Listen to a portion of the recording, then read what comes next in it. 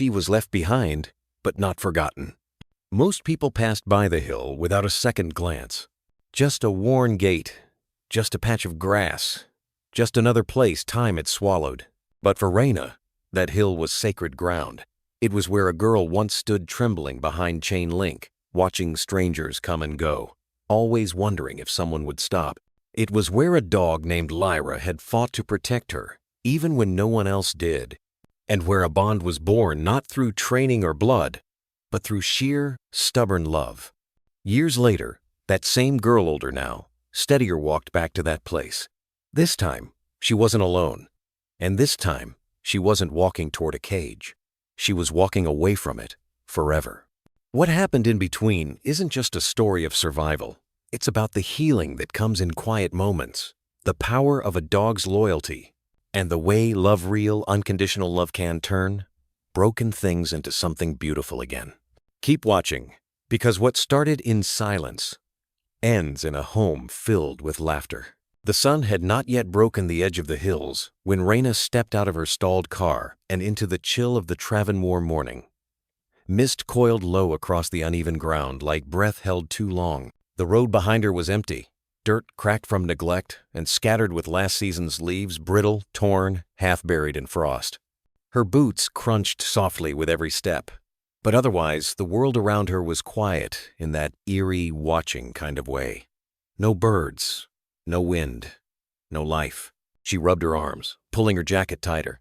The cold had teeth here, not just on the skin, but somewhere deeper, like it crept behind your ribs and made itself at home. 5 miles back, the engine had coughed, wheezed, and died. She'd walked half an hour without signal, without seeing a single soul. Only open land, old wire fences leaning sideways, and the occasional wooden signpost long since surrendered to rot. But she wasn't afraid. Not yet. She was used to being alone. Still, something in her bones said this morning isn't normal. Then came the sound. At first, she thought it might be the wind playing tricks, a gust caught between branches. But it came again, not sharp like a scream, not rhythmic like a bark. It was softer, more fragile. A broken sob, a cry that sounded too quiet for a human, but too deep for a bird. Something in pain, something trying not to be heard, but failing. Raina stopped mid-stride, her breath hung in the air. She turned her head toward the direction of the sound, east, where the land dipped slightly before rising again into a scatter of hills. There, through the mist, stood the silhouette of a barn. At least, what used to be a barn. The roof sagged in the middle, like something had knelt on it and never got up again. Its paint had long since peeled away, revealing gray slats of exposed wood, and the windows, if there had ever been any, were now gaping black sockets. It was the kind of place people ignored on purpose. Raina hesitated. Logic said keep walking, find help, call someone. But her feet betrayed her. They moved forward, slow but sure, toward the sound that now came more frequently, like short, gasping cries swallowed by the fog. The closer she got, the more it hurt to hear, because now it was unmistakable. Something was suffering. Alone. Abandoned. A few more yards revealed the remnants of a rusted iron gate, partially collapsed, one hinge barely clinging on. Weeds twisted up through the bars, wrapping them in silent defiance. Behind it, nothing moved, until it did. She saw it first as a shape low to the ground, pressed against a rotting wooden post like a shadow afraid of being seen.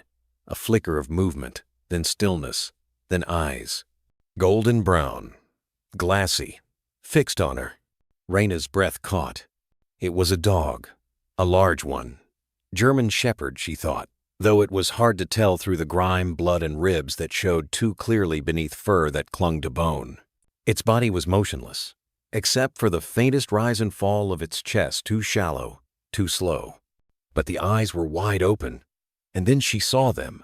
Above the dog, tangled in a web of filthy cloth and twisted wire, 2 tiny pups hung limp, silent, barely the size of her palms. They weren't crying, they weren't moving. One of them gave a faint twitch, the other didn't. Raina dropped to her knees.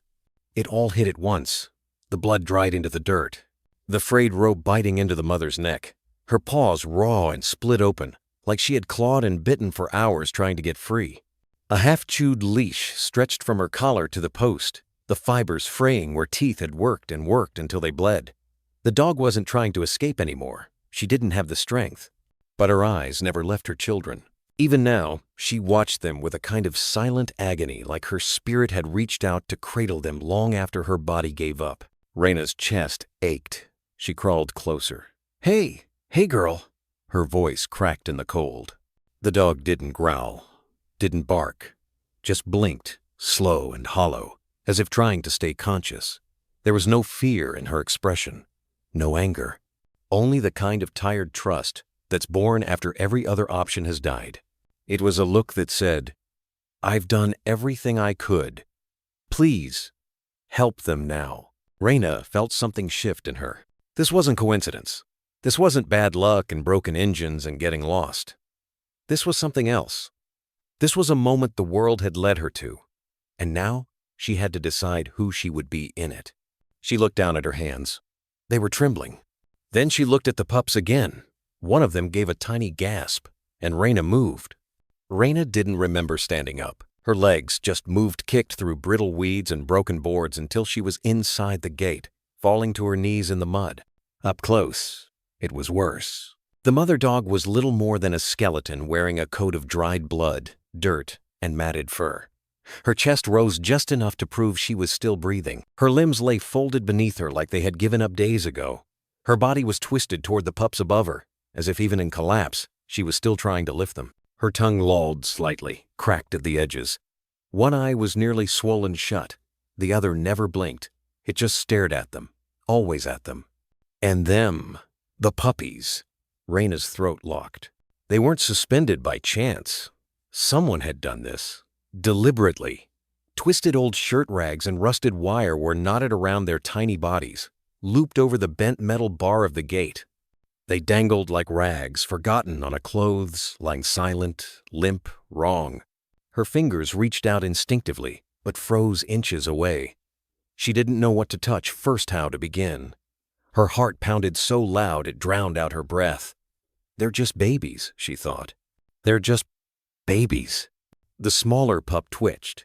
Raina gasped sharply, her hands moving now, fueled not by knowledge but panic. She cupped the little body in both hands, barely feeling the weight. The wire cut across its belly, thin and cruel. Her shaking fingers fumbled at the knot, which had been pulled tight, far too tight for something so small. "It's okay, it's okay," she whispered over and over, not knowing if she was talking to the pup or herself. Blood, dry, crusted at the edges of the cloth. She finally worked the knot loose, and the pup collapsed into her hands like water, like air. No cry, no squirm, still. She pressed it gently to her chest, her chin trembling. "Please, please don't be gone." A single second stretched like an hour. Then, faint, so faint, she thought it was her own pulse-ish, felt it, a flutter, a breath. Alive. She let out a sob and clutched it close. "You're okay. You're okay now." She reached for the second pup, still tangled and hanging.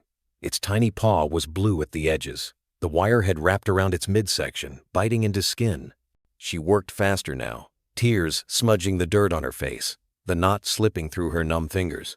"Come on, baby, come on." The wire cut her thumb. She didn't stop. When the last thread came loose, the pup slid into her palm, lighter than the first, too light. But as she cradled it, a twitch ran through its back legs, reflexive maybe, or something more.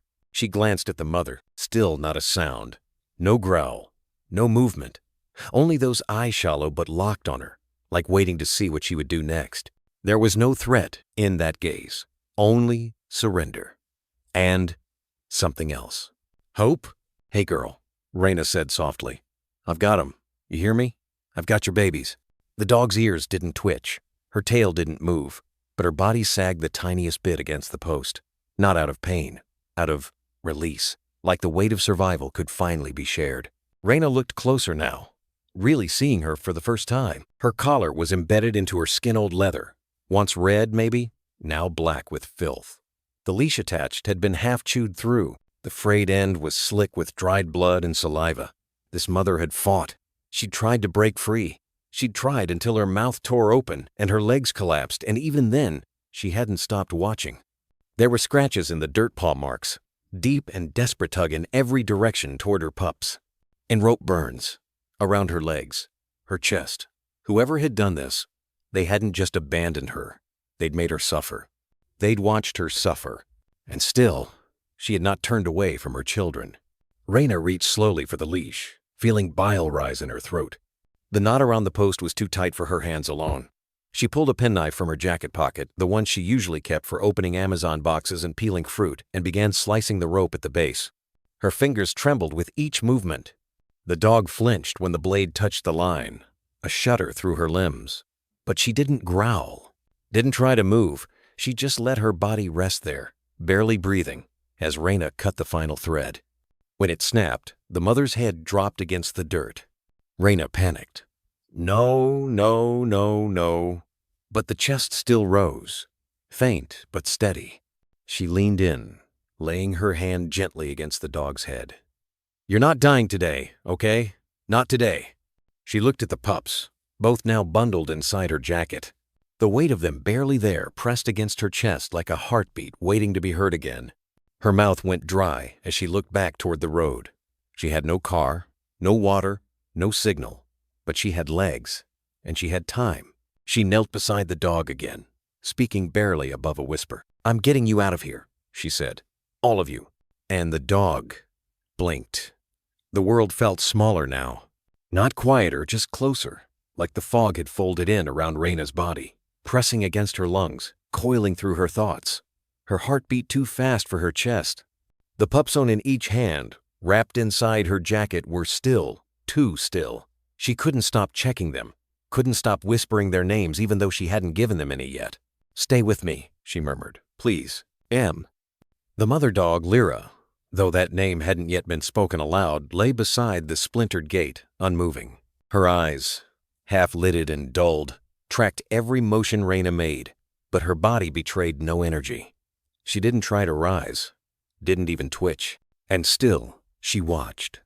Watched as if her soul were tethered to her children, and Raina had picked up the other end of that thread.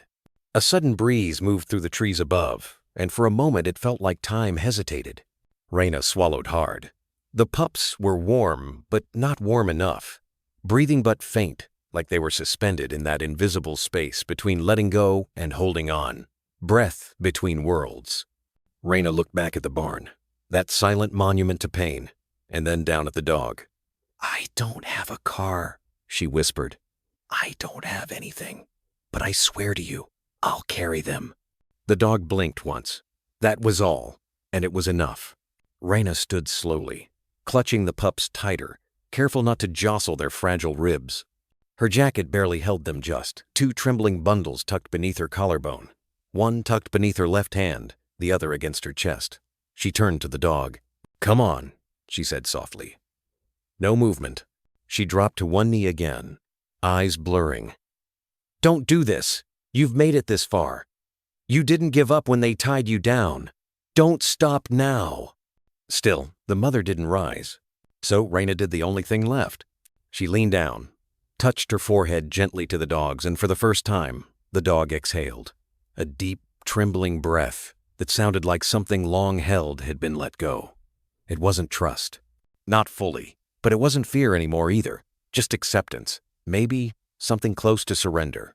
Raina took a shaky breath. Then she stood. Okay. She slid one arm under the mother's frame, shocked at how weightless she was. Just bones wrapped in loyalty. The smell of infection, of old blood and soil, hit her all at once. It made her stomach twist. But she didn't pull away. With both arms now cradling all three bodies, Raina staggered forward, her boots sinking slightly into the wet soil.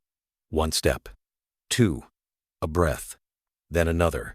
Each movement felt like it stretched 1,000 miles. But the world didn't collapse. The weight didn't crush her. She kept going, through the twisted gate, past the barn with its silent eaves and ghosts pressed against the glassless windows, down the dirt road that hadn't felt a living footprint in months. The air sharpened as she walked, as if the cold itself was testing her. Her knees burned, her back screamed, her arms locked tighter around the bundle in her grasp. But she didn't stop. Not when her foot caught on a rock. Not when the jacket slipped and she had to pause, rewrap the pups with her trembling fingers. Not even when her breath started to rattle from effort. Every few steps, she'd glance down, still breathing, just barely, but breathing. And behind that, something else had begun to flicker inside her, a small, furious spark that pushed her forward. They were supposed to die there, she thought. Someone wanted them to die. Alone. Not today. A car passed once, high on the road above, too far to hear her cries, too fast to notice the girl in the fog, dragging her soul down the road on broken feet. And maybe that was for the best. She didn't want witnesses. Not to this part. This wasn't the rescue. This was the pilgrimage. She walked. 15 minutes passed, then 20. Her arms began to fail.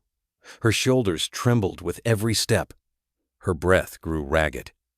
But she didn't stop. She whispered softly to the pups every few minutes, sounds without meaning, lullabies not meant to be understood. She hummed something her sister used to sing to her when she was little, back before silence had swallowed the house. It was then, just as she passed a row of broken fence posts, that she felt it. The mother dog moved. A paw shifting, a weak grunt, then the gentlest pressure of a nose against her forearm. Raina froze. She looked down. The eyes had changed. Still tired. Still dark. But not hollow. She was coming back. "You're still with me," Raina whispered, tears filling her throat. "You're still here." The dog didn't respond. But she didn't need to. They walked together like that, one cradled in arms, two pressed to a chest for what felt like a lifetime carved into a single sacred mile. And when the edge of the road finally gave way to gravel and then asphalt, Raina saw it. A truck. Parked off the shoulder, its engine cold. Red paint faded, a dent in the front fender. She didn't know who it belonged to, didn't care. She stumbled forward, raising one trembling arm. "Help!" she called out hoarse. "Please!" Nothing. She stepped closer. A figure stepped out from the tree line, nearby gray beard, oil-stained flannel, keys in hand. His eyes squinted at the scene in front of him. A woman in mud-streaked jeans, cradling something fragile and broken. Hair matted to her forehead. Eyes wild with exhaustion and purpose. She didn't wait for him to ask. "I need a vet," she gasped. "Now." The man looked once at the pups, then at the mother, then he nodded. "Get in."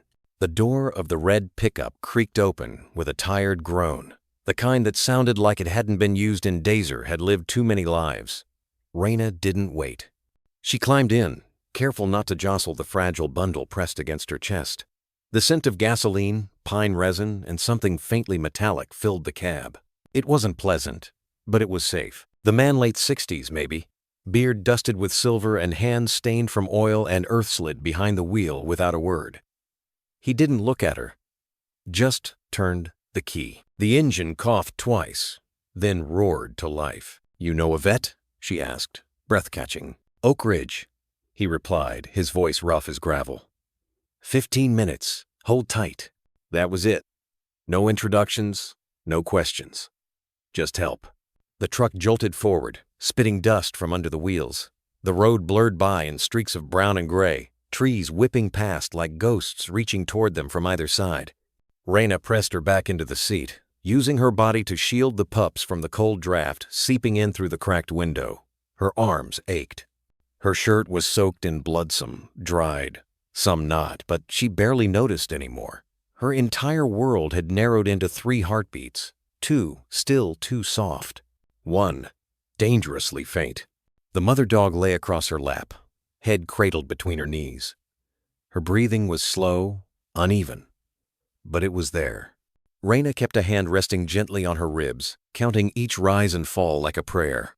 1, 2, please. 1, 2, please again. "I found them by a barn," Raina murmured to the man, not expecting a response. "They were tied up, hung actually, the babies. I don't know who or why." She swallowed. Her voice broke on the last word. The man didn't turn. But after a moment, he said simply, "Some people don't deserve animals." There was a pause long enough for the truck to rattle over a dip in the road. Then he added, "Name's Glenn." Raina nodded. "Raina." They drove in silence for a minute. Then Glenn reached over and turned the heat knob as far as it would go. Warm air sputtered from the vents. It wasn't much, but it made a difference. Raina unzipped her jacket slightly, letting the warmth reach the pups, who stirred faintly against her chest. She glanced down. One had its mouth slightly open, now barely visible breaths curling from its lips like secrets too shy to speak. "You're okay," she whispered. "Just stay with me." The truck took a sharp turn, tires crunching gravel as they came up on a stretch of road lined with abandoned mailboxes and fence posts leaning at tired angles. The world still looked half asleep, like no one had noticed something sacred was happening right now. Like life itself had taken one last chance and slipped it into Raina's arms when no one was looking. She pressed her cheek against the top of the mother dog's head. The fur there was coarse, gritty, but warm. "I'm not letting go," she said. "You hear me?" The dog didn't respond, but she didn't pull away either. 5 more minutes passed. Glenn cursed softly as they hit a pothole, then pointed up ahead. "See that sign?" Raina craned her neck. Through the fog and dust-smeared windshield, a crooked wooden sign came into view. Oak Ridge Animal Care. The white paint nearly faded to nothing, one corner dangling from a rusted chain. "We're here," Glenn said. The truck jerked as it turned into a narrow gravel driveway. A small building came into Vieja's squat structure tucked between a hardware store and a weedy lot, its windows glowing with faint yellow light. The place didn't look like much, but Raina had never seen anything more beautiful. Glenn braked hard in front of the door. "Go," he said. "I'll bring the rest." Raina nodded and bolted out, clutching the pups close, nearly stumbling on the uneven pavement. Her legs were jelly, her lips numb, but she didn't stop until she was through the door, a bell jingling weakly overhead. The warmth inside hit her like a wave. Linoleum floors, antiseptic, a row of chairs, flyers on the wall, and from the back, the sharp voice of a woman cutting through the quiet. "What happened?" the woman asked, stepping into view mid-40s, scrub top with faded paw prints, blonde hair tied back tight. "Emergency," Raina gasped, voice hoarse. "2 pups barely breathing, and the mother, she's—" She turned as Glenn appeared in the doorway, the mother dog in his arms like she weighed nothing. Her limbs dangled, motionless. The woman's expression shifted instantly. "Back room, now!" "Ugh." Doors flew open. Lights blinked on. Raina followed as they moved through a narrow hallway into a treatment room that smelled of iodine and urgency. The pups were taken from her hands by 2 vet techs. Someone wrapped them in warm towels. Someone else turned on a heat lamp. A tray of oxygen tubes clattered onto the table beside her. Then Dr. Jensen entered. White coat, steady hands, tired eyes that had seen too much but still cared. He didn't waste time. "Vitals, 4 ready. Start warming the mother. Slow.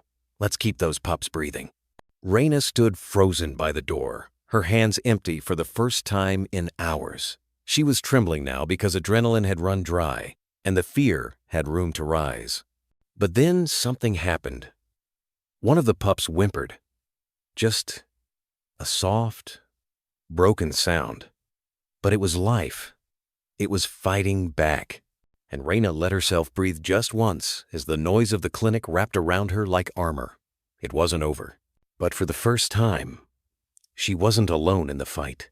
The bell above the clinic door gave a weary chime as Raina stumbled in, her arms trembling beneath the weight of 3 lives clinging to fragile threads. The scent of antiseptic and old wood filled the room, a small-town clinic that had seen too much heartbreak and still kept its doors open. A woman with silver-streaked hair at the reception desk stood up so fast her chair nearly toppled. "What happened?" "They're dying," Raina gasped. Her throat burned.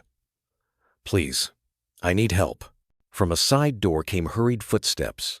Dr. Jensenthal stooped, with weather-beaten skin and eyes that had seen every kind of emergency except this, stepped forward. His voice was low and firm. "Let's get him in." He didn't ask questions. There was no intake form, no bureaucratic pause, only instinct and urgency. Raina placed the limp bodies on the steel table one by one. The 2 puppies were barely more than warmth. One gave a quiver. The other didn't move. The mother Lyra was conscious, but couldn't lift her head. Her eyes tracked every hand that moved near her babies. "No bites," Dr. Jensen murmured. "No fever, but they're freezing. We need warmers now." A tech cassier rushed in with heat pads and soft towels. The table became a triage battlefield. Raina backed up against the wall, arms crossed, trying to still her own shaking. "Start the oxygen," Dr. Jensen ordered. 4. Fluids. We're racing against time. And, the clinic lit up with controlled chaos. Machines beeped softly. Raina watched as the doctor inserted a catheter into the smallest pup so delicate, so still it barely seemed alive. "They were hanging," she finally said, her voice hoarse. "From a wire. In some barn out in Travanmore." Cassie glanced up, lips parting in horror, but she said nothing. There was no room for outrage in the emergency room, only focus. Later there would be anger. One of the puppies gave a faint cry, a tiny mewl that cut straight through Raina's chest. Dr. Jensen paused.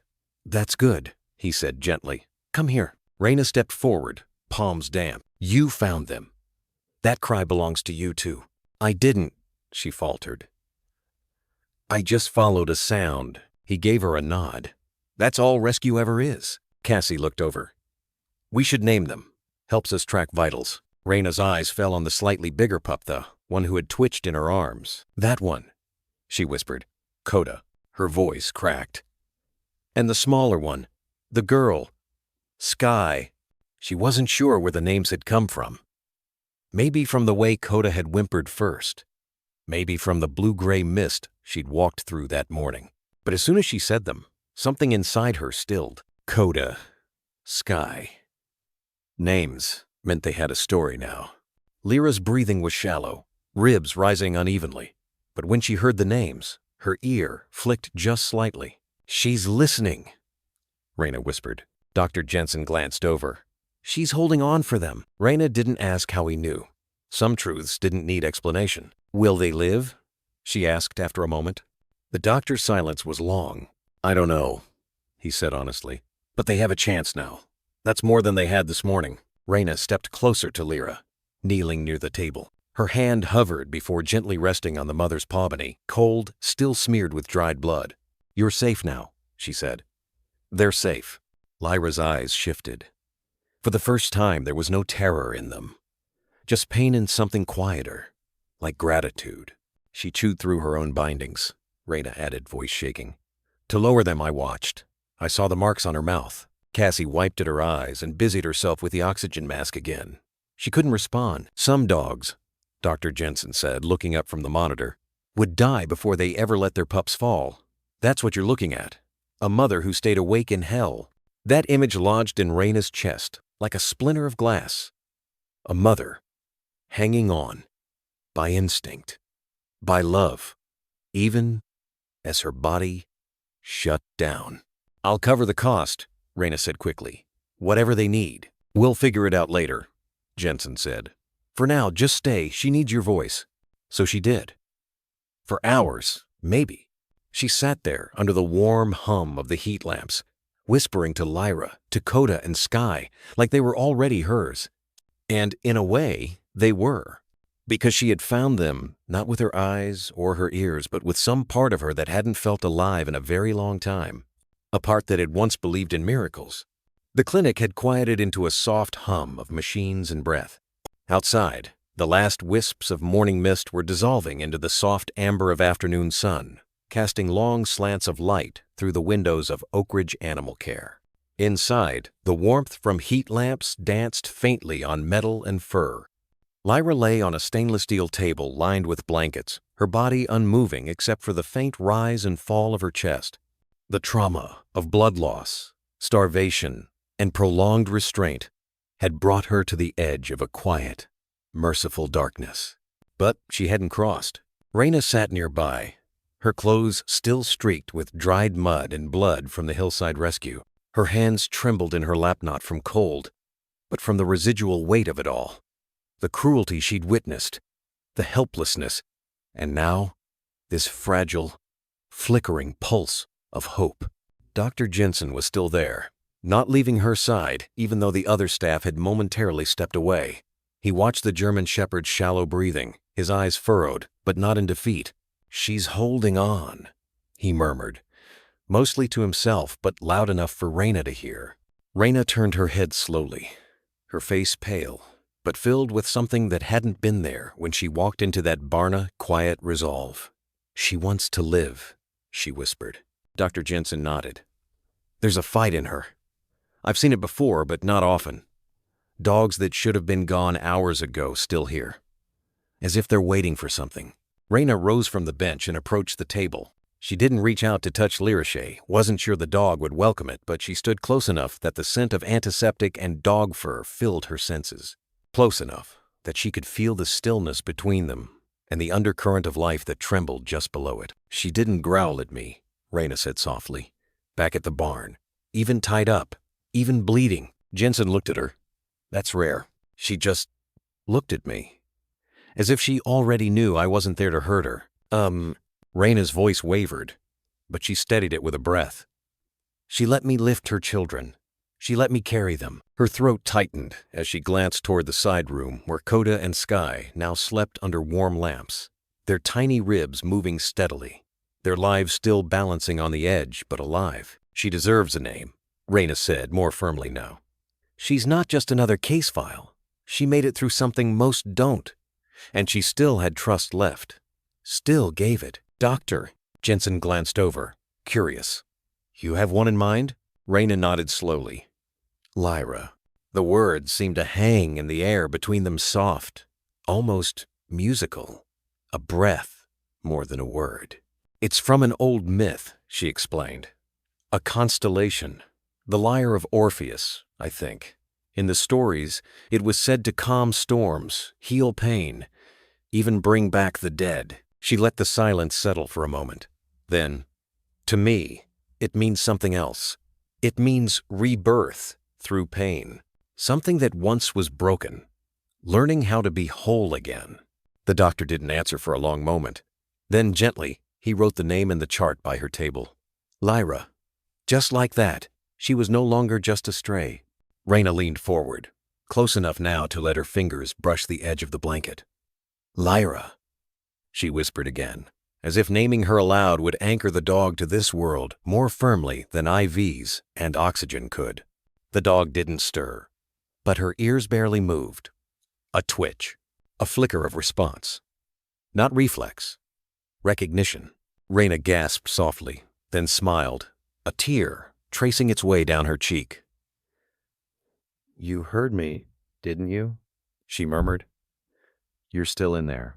Dr. Jensen's brow lifted slightly, but he didn't interrupt. He just watched. Raina stood there for a while longer, whispering stories, telling Lyra about the pups, about the drive here, about Glenn and the old red truck. Her voice trembled sometimes, but she kept speaking, naming things, naming feelings, building a bridge across the pain. "Your babies made it," she said softly. "I named them too, Coda. It means friend. And Sky, because that's what I saw when I carried them out. The sky, above those hills. They'll know your story, I promise." There was a long stillness after that. The only sound was the steady beep of the monitor and the slow tick of the wall clock above the door. Dr. Jensen finally spoke. "You should get some rest. We'll watch her around the clock." But Raina shook her head. "I'll stay. If she wakes up, I want her to see a familiar face, to know she's not alone." The doctor looked at her, really looked, and nodded. There was something unspoken between them now, a recognition of the kind of wound that doesn't always show on the skin, of someone who knew what it meant to survive something silent and cruel. He stepped out, leaving Raina and Lyra alone. And in that quiet, with afternoon light beginning to soften into dusk, Raina leaned her head against the edge of the table, eyes open, hand resting just above the dog's paw.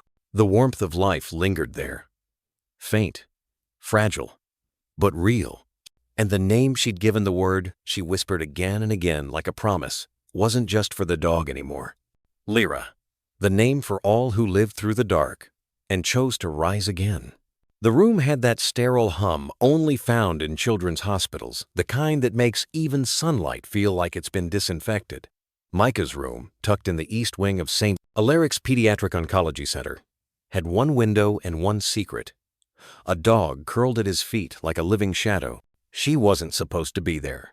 Her name then was Reka, a retired K-9 unit with more scars than most men ever carried. She had been discharged quietly after taking shrapnel during a narcotics bust wounds too deep, they said. Not just in the body, in the spirit. Unfit for duty. Too volatile. But someone no one ever said who had made a phone call to the children's ward. And Reka had arrived one rainy evening, eyes dull but alert, standing beside the boy with an IV in his arm and a silence in his soul. Micah was 12, bald, small, with veins that glowed under the skin and an old soul that didn't belong in a hospital bed. He hadn't spoken in days when Reka first walked in, but he'd looked at her, and she had looked back. Not wagging her tail, not sitting like the dogs in therapy posters, no cheerful tricks, just watching, as if she knew exactly what he was feeling, as if she had bled too, quietly and alone. The nurses weren't sure how to react, but Dr. Halitha, one with the rumpled jacket and tired eyes, said, "Leave them be. Let's see what silence can heal." It wasn't a miracle at first, more like a slow thaw. Micah would sit up when she was near.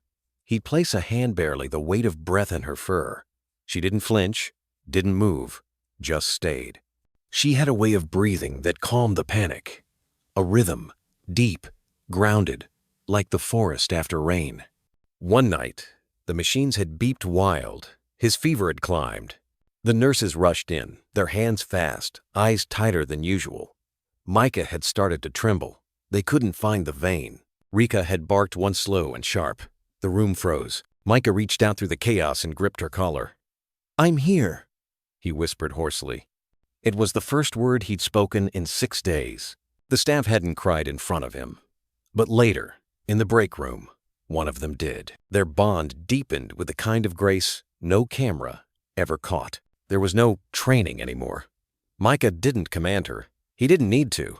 She moved when he needed calm. She sat when he needed grounding. When the nausea came in waves, she would nudge her nose under his elbow until he focused on the warmth of her breath. He had called her Reka, the way someone calls a secret, quietly, with reverence. The name stuck. Sometimes, when the night was still and the moonlight spilled across the tile floor, he would hum to her. Nothing with words, just tones that only she seemed to understand. She would lean her head against the mattress, ears low, body still, drinking in the sound as if it stitched her back together. But leukemia isn't always kind to good boys. There were days when he couldn't walk, when his hands shook too much to hold a crayon. But when he could just barely, he would draw. Dogs. Always her. One morning, he gave the nurse a page crinkled and smudged with green crayon. "That's her heart," he'd said. "It's loud, but not like yelling. It's loud like thunder in the distance." They taped it to the wall. The day the doctors came in with quiet footsteps and solemn expressions, Reka stood before them like a sentinel. No growl, no bark, but her eyes locked on theirs like she already knew what they were about to say. Micah's white blood cell count had dropped. Dangerous. Irreversible. His body was beginning to shut down. But that afternoon, while the world rearranged itself to grief, he insisted on going outside. Just for 5 minutes. They wheeled him to the courtyard, and she walked beside him, not tethered, not commanded, just there. He asked for no one else. The nurse watched from the glass door as Micah leaned over the edge of the wheelchair and pressed his forehead to Reka's. No one could hear the words, but his lips moved. Slow, deliberate. He was saying goodbye. She didn't whimper, didn't shake. She just stared into him as if memorizing everything. Micah passed 3 days later, peacefully, a faint smile on his lips. The hospital held a small memorial.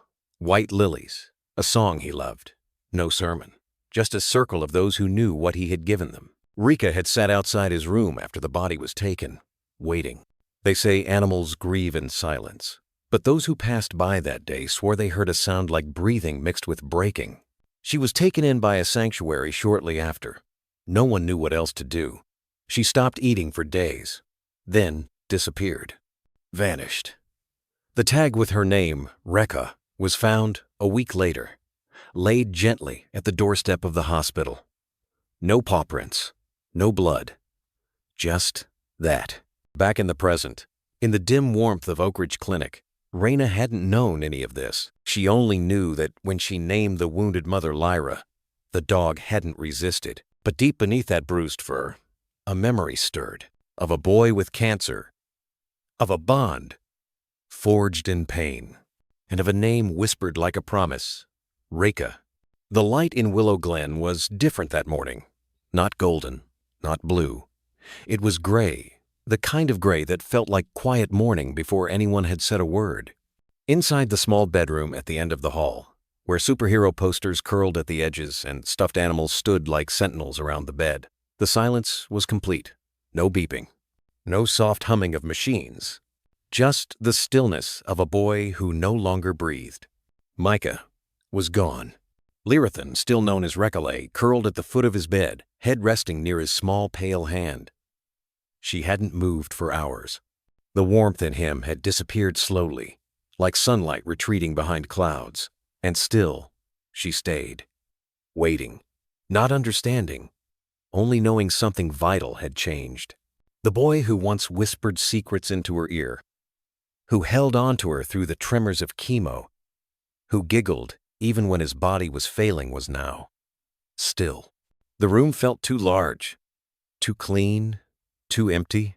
Footsteps, slow, heavy. Mr. and Mrs. Callahan stood at the doorway, hollowed out by grief. Mrs. Callahan's hand clutched a blanket that still held Micah's scent, her other trembling over her lips as she tried not to sob aloud. "She's still here," the man murmured, his voice hoarse. "She doesn't understand," the woman said, her eyes red. I can't deal with this. Not her, too." Lyra lifted her head slightly, ears pricking forward. A soft whine, uncertain. "She was his shadow," Mr. Callahan said, looking down at the dog. "Every treatment, every hospital night. She never left." "Micah's gone," the mother choked out. "I can't look at her and not see him." Lyra stood slowly, stepping toward them with careful pause. Her eyes met Mrs. Callahan's soft, brown, filled with an ache that only grew deeper when the woman flinched. "No," she whispered, backing away. "I can't. Please, I just can't." Reka froze. "I'll call animal control," Mr. Callahan said, not unkindly. "Just broken." Reka tilted her head. Animal control? Was that a new vet? Would they take her to Micah? But then they closed the door. Not with cruelty, not with anger, just the weight of unbearable sorrow. By the time the men came the next day, uniformed, indifferent, perfumed with scents of strangers, Reka was already gone. She'd waited by the door, but no one called her name.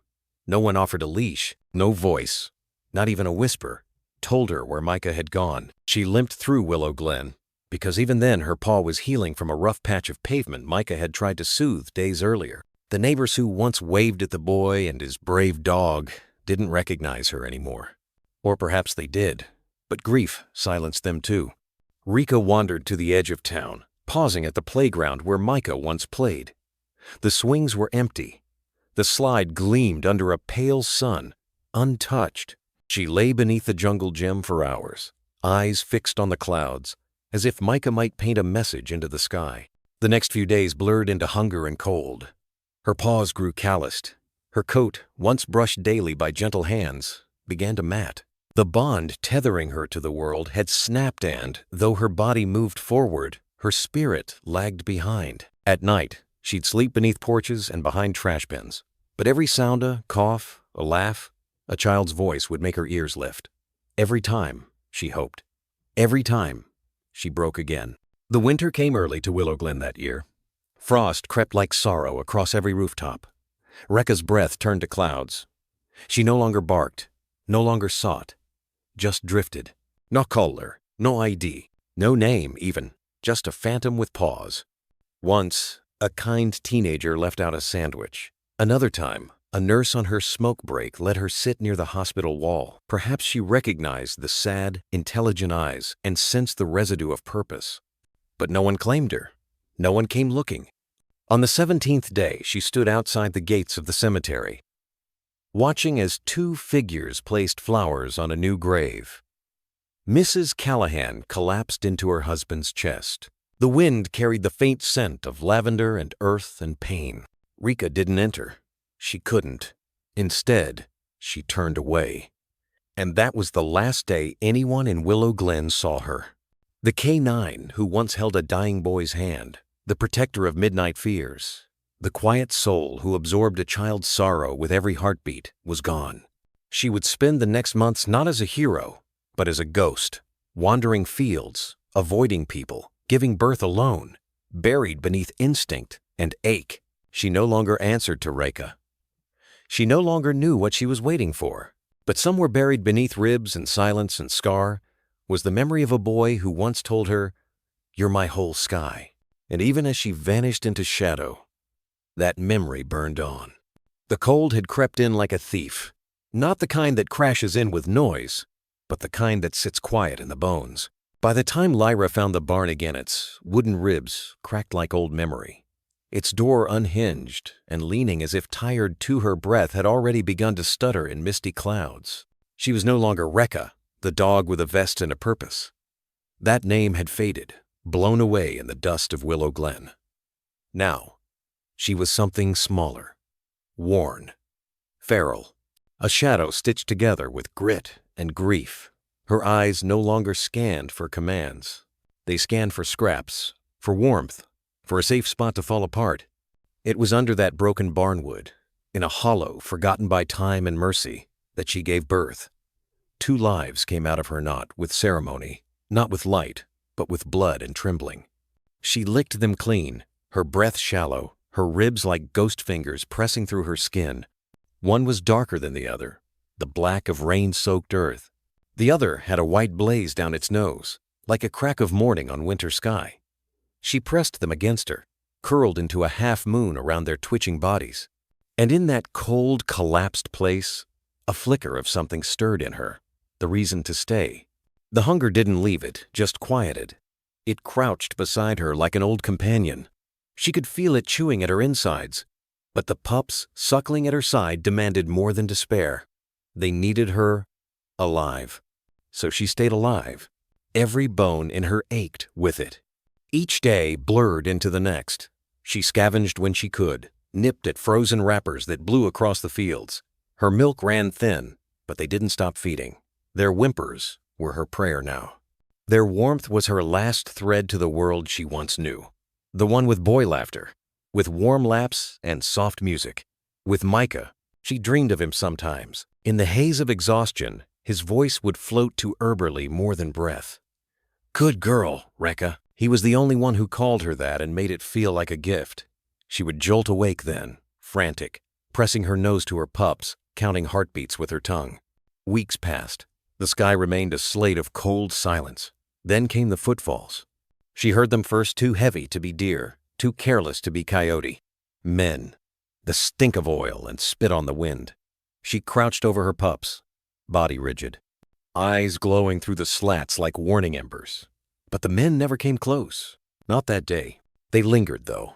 On the second morning, one of them returned. He didn't bring food, just watched. She bared her teeth, but he didn't flinch.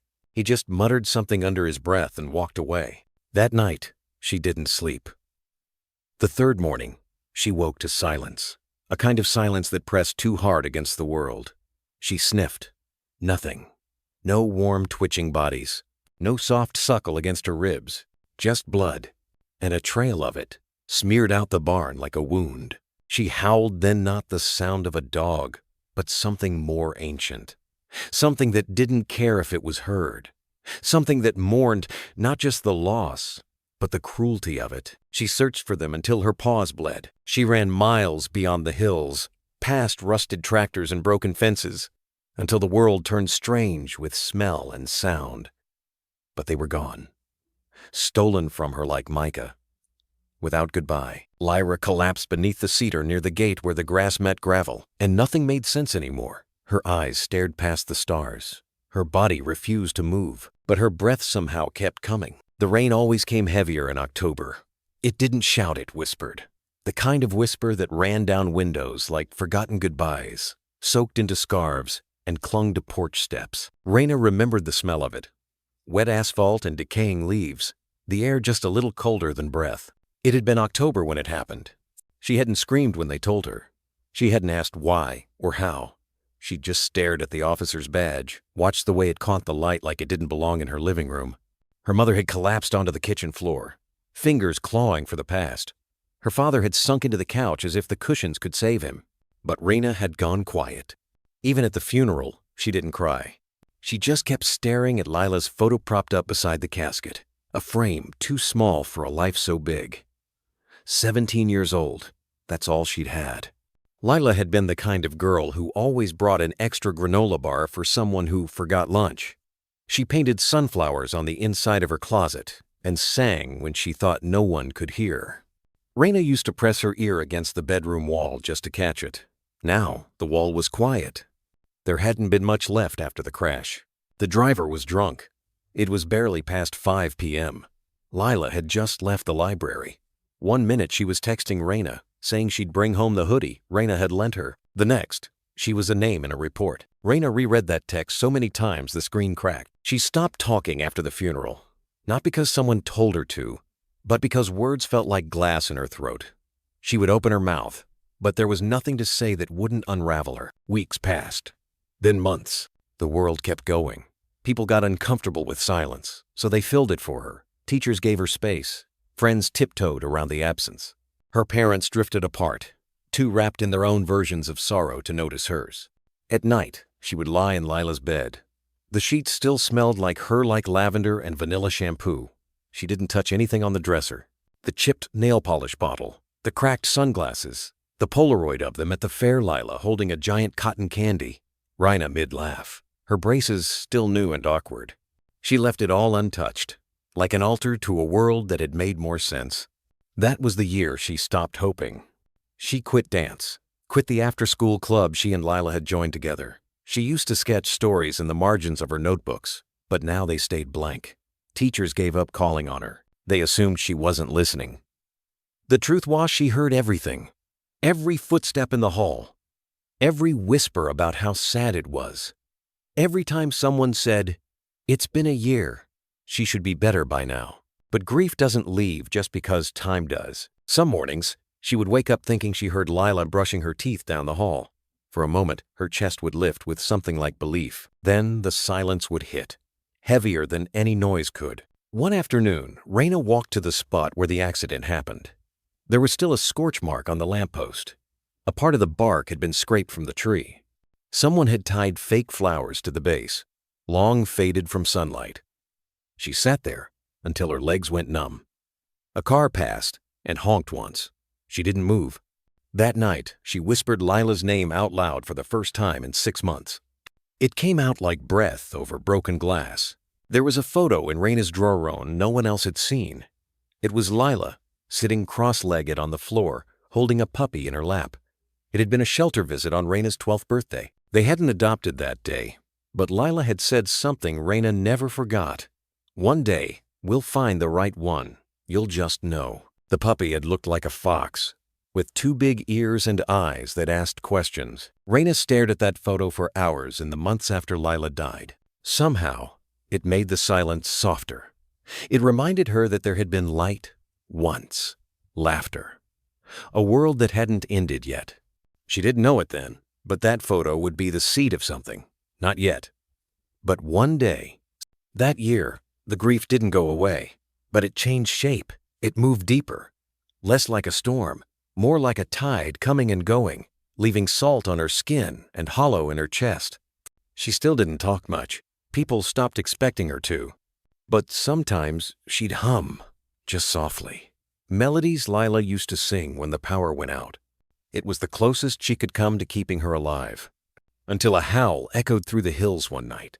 Until the barn caught her eye. Until a pair of golden eyes in the dark reminded her what it meant to feel. But that would come later. For now, she sat alone beneath a sky turning to frost and whispered, just once more, "Lila, The cottage sat at the edge of a gravel road that no one used unless they meant to. Oak limbs arched like sorrowful shoulders overhead, their branches always seeming to whisper when the wind passed through a hush, a murmur, a lullaby half-remembered. Paint peeled along the window frames. Ivy curled, like veins along the chimney. Nothing about it was charming in the usual sense, but it had been enough for Raina. It was the kind of place you didn't choose unless you were trying to disappear in plain sight. Inside, the floors groaned when she moved, and the radiators clanked at night, as if remembering lives that no longer filled the rooms. She had stripped the place to its bones and rebuilt it quietly over the past 2 years. There was no clutter, no photographs, just clean lines, soft lamplight, and silence. The walls had once heard laughter. They now held only breath and time. The bedroom was painted a pale gray color of ash, or grief on a cloudy day. Her bed was always made.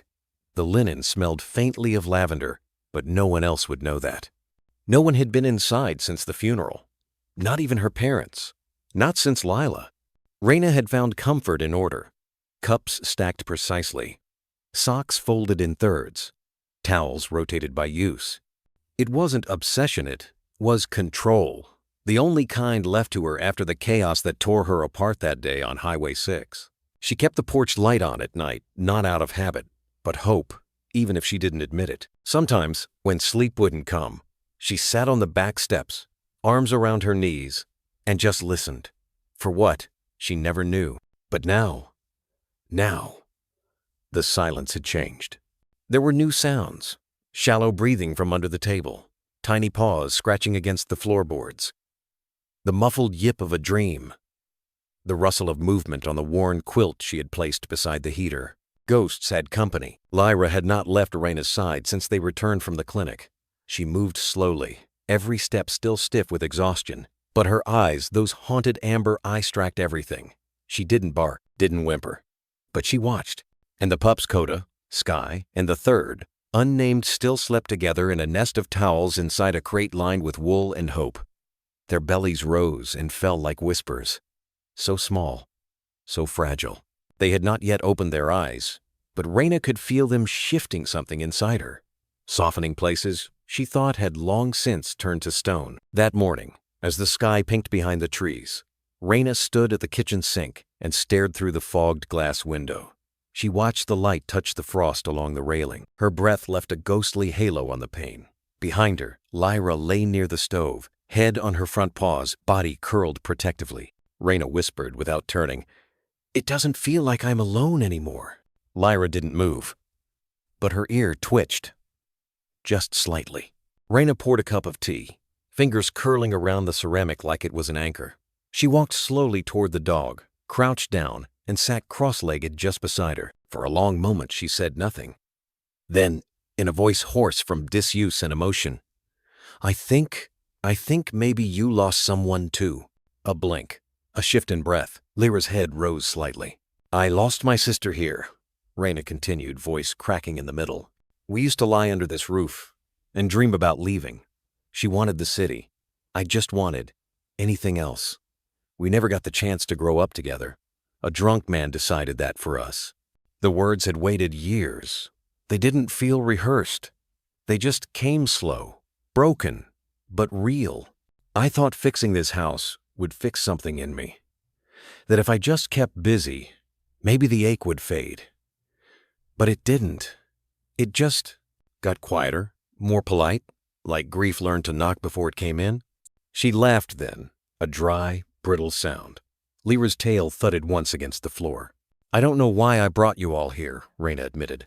"Maybe because I knew what it was to be left behind. Maybe because I couldn't bear the thought of you fading in a place where no one would notice." The kettle whistled softly on the stove. But she didn't move. "I think this house was waiting for you too." Outside, the wind shifted. The pine trees beyond the fence sighed. The world didn't change, but something in her did. For the first time in years, Raina stood and opened the door. Just a crack. Cold air spilled in, sharp and alive. Lyra lifted her head, nose twitching. Her body trembled slightly as she stood. They looked at each other. "I'm not asking you to trust me," Raina said quietly. "But if you're willing, maybe we can try." It wasn't a pact. It wasn't magic, but it was something. Lyra stepped forward. Just once. Her body brushed gently against Raina's legs, and then she settled there half inside, half out. Not ready, but not running. The pups stirred inside the crate. A soft whimper, then quiet again. Raina knelt beside them, checked their warmth, adjusted the blanket. She reached for the smallest one, the nameless pup, held it against her chest, so small, so light, and yet, somehow, grounding. She whispered, "You made it through something no one should have, just like your mama." The pup didn't respond, but its heart beat wildly, like a tiny drum against her palm.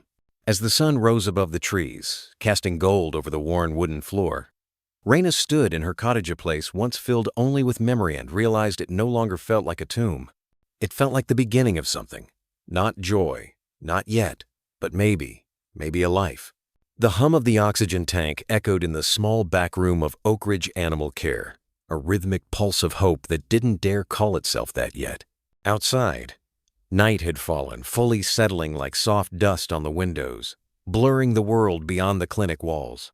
The storm had passed, but something quieter remained, the kind of stillness that only comes after a soul has nearly crossed over. Raina sat cross-legged on the cool tile floor beside the heating crate, elbows on her knees, chin in her palms. The two tiny puppies' bundles of damp fur, no larger than her hands were, nestled beneath the orange glow of the heat lamp, their breathing faint but present.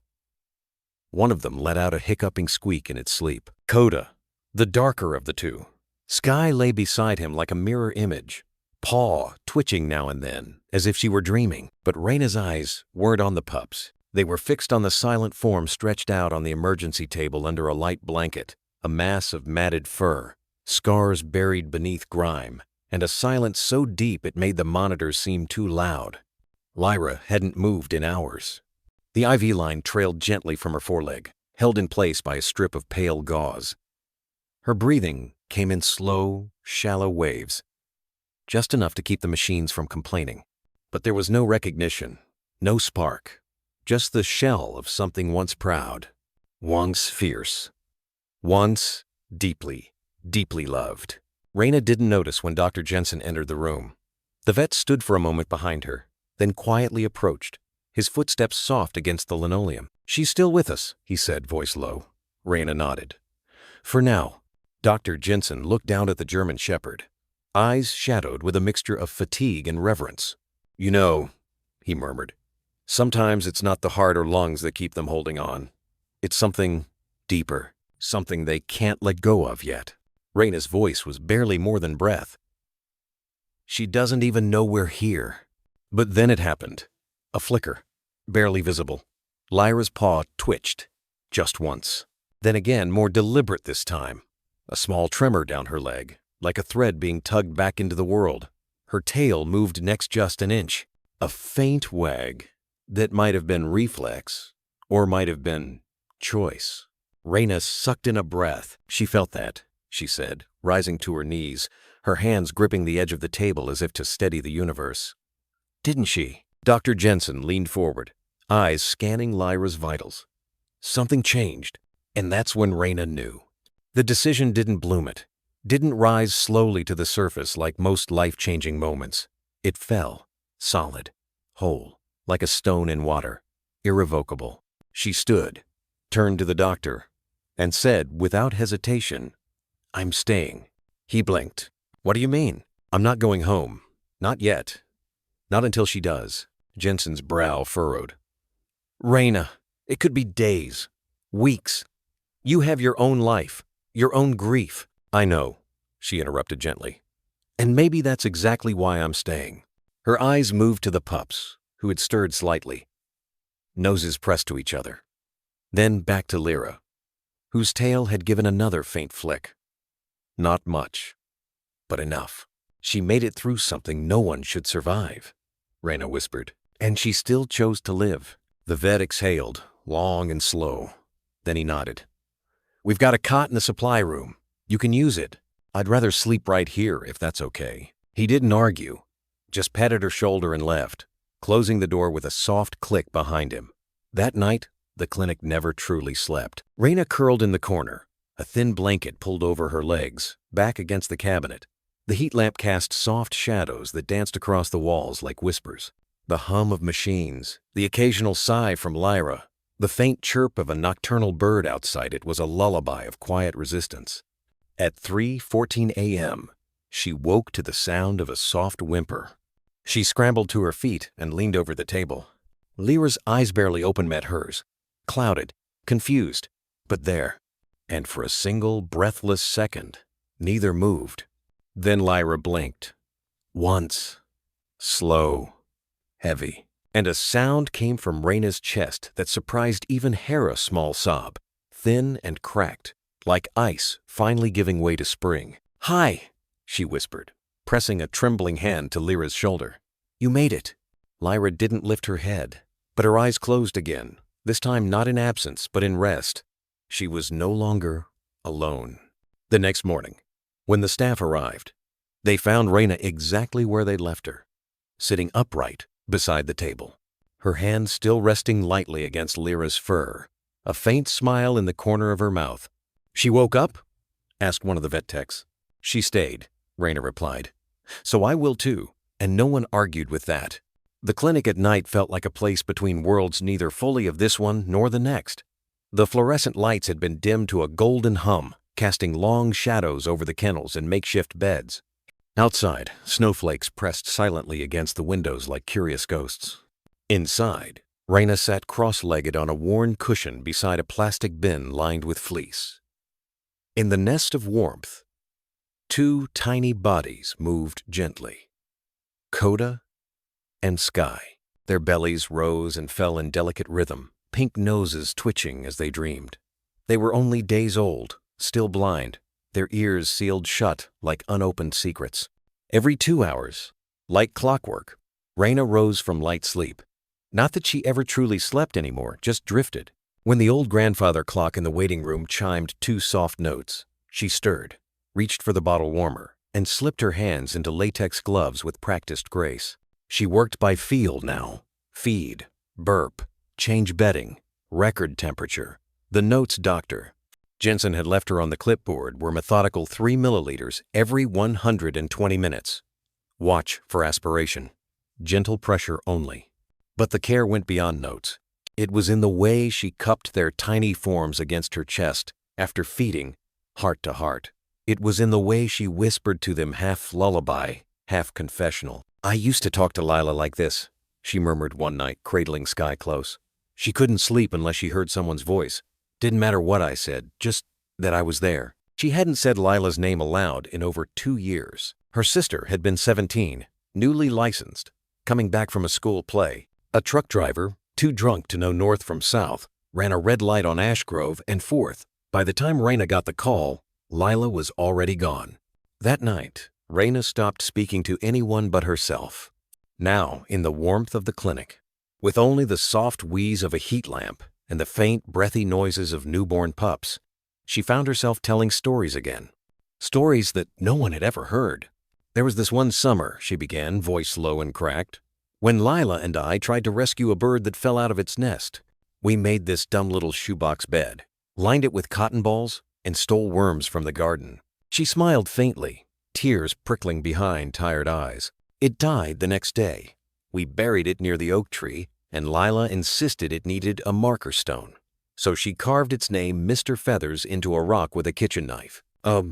Sky stirred, one paw stretching in a tiny arc toward Reyna's palm. "Sometimes," Reyna whispered, "I think she came back as something small, something with wings, or maybe 4 paws." She looked over to the corner, where Lyra, still wrapped in bandages and sedated with mild painkillers, lay curled on a low mattress. Her body had thinned to bone, but her breath had steadied. She hadn't eaten yet, but she was here, and she was trying. "She didn't just lose her babies," Reyna said, voice thick with the weight of knowing. "She lost someone else first. I can feel it. Dogs don't shut down like that for nothing." Coda squeaked a soft, helpless sound. Reyna gently brought the warm bottle to his lips. He latched instinctively, suckling with the strength of the living. It was the most hopeful sound in the room. "You're fighters, both of you," she said. "You don't even know the words for pain yet, and maybe that's why you're going to make it." She glanced at Lyra again. "But she knows. She's carried it for too long. I know that. Look, I've worn it." The clock chimed again this time. 3 slow notes. Outside, the snow thickened. Inside, time softened. Raina finished feeding the pups, then nestled them close to her neck for skin warmth. They were so small, barely larger than her hand, but they pulsed with life. She wrapped them in a flannel scarf and leaned her head back against the kennel wall. In the silence, memories stirred uninvited. The night she threw Lila's toothbrush in the trash. The first Christmas with just one stocking. The time she found her sister's sweatshirt buried in a donation box and clutched it like a drowning woman clutches driftwood. Now, holding these fragile lives, Raina realized she hadn't let go of grief. She just stored it in the empty corners of her heart and stopped inviting light in. Until now. "I never told anyone this," she whispered into the warm fur at her collarbone. "But I used to think Lila would knock on the door one day. Just show up. Say it was a mistake. Say she'd been away. But she never did. And I stopped waiting." She looked down. Both pups were asleep again, safe, unaware of the ache that had shaped the hands holding them. "But maybe," she murmured, This is what she sent instead." A flicker of movement caught her eye. Across the room, Lyra's tail twitched. Not much, barely more than a breath, but enough. Enough to tell her that the fight was still on, that something inside that broken body still recognized life in the air. Warm milk, the scent of fur, the sound of a woman who refused to leave. Raina didn't smile. Not fully. But the weight in her chest shifted. She tucked the pups into their warmed bin, adjusted the lamp, and stood. She walked over to Lyra's side, knelt, and rested a gentle hand against the dog's brow. "You're not alone," she said softly. Not anymore. Outside, the wind howled and the storm pressed harder. But inside, under the steady hum of heat and breath and midnight whispers, life stirred and stayed. The wind tapped gently against the clinic windows that night, like it too was waiting to see if this was the moment things would change. Raina sat cross-legged on the floor beside the kennel. Her back ached, her eyes were red from another night of broken sleep, but she didn't move. Her fingertips clutched a small blue blanket, the one she'd wrapped the runt pup in when its breathing faltered earlier that evening. It had survived. Somehow. Across the room, the dim light cast long shadows that swayed with the rhythm of the air vents.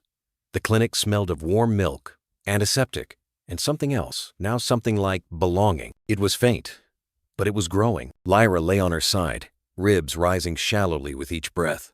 Her body was still gaunt, fur-patchy from weeks of malnourishment, but the raw tremble in her muscles had softened over the past few days. It was the silence that spoke louder now, not the silence of fear, but one of waiting. Raina gently placed the last bottle of the night back on the warming pad, careful not to jostle the sleeping pups nestled in their blanket bed near the space heater. Then she turned her attention back to Lyra, whose golden eyes were half-lidded, tracking her without the tension they once held. "I used to think I wasn't meant for noise," Raina whispered. Her voice was hoarse, a scrape of memory riding on her breath.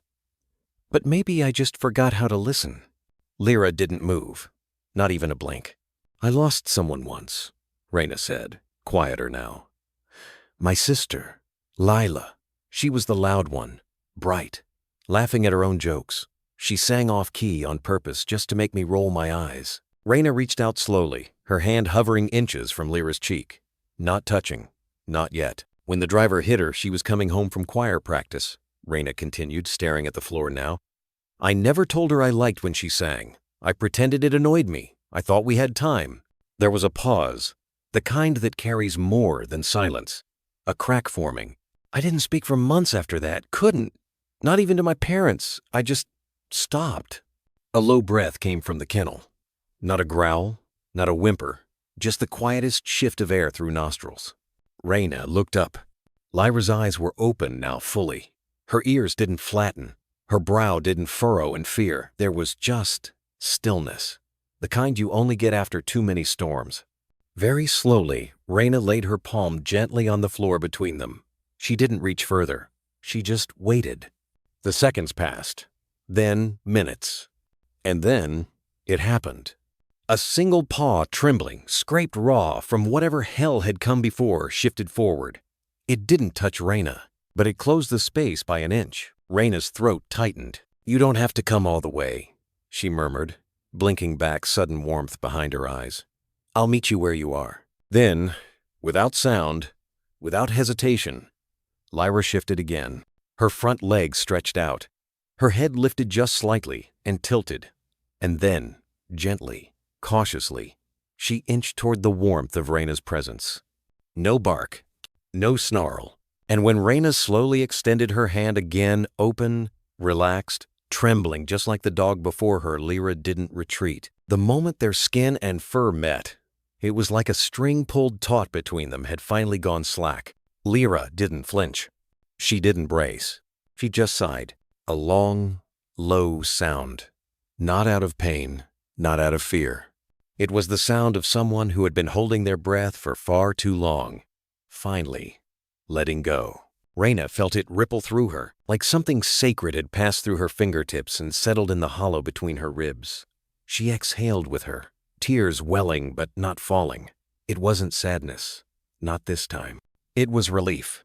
Lyra's eyes closed, and her body leaned into the touch ever so slightly. Her tail, once limp as dead weight, gave the faintest twitch. Not play, not joy, but permission. "I'm right here," Reyna whispered. "I'm not going anywhere." In the quiet that followed, even the wind outside seemed to hush.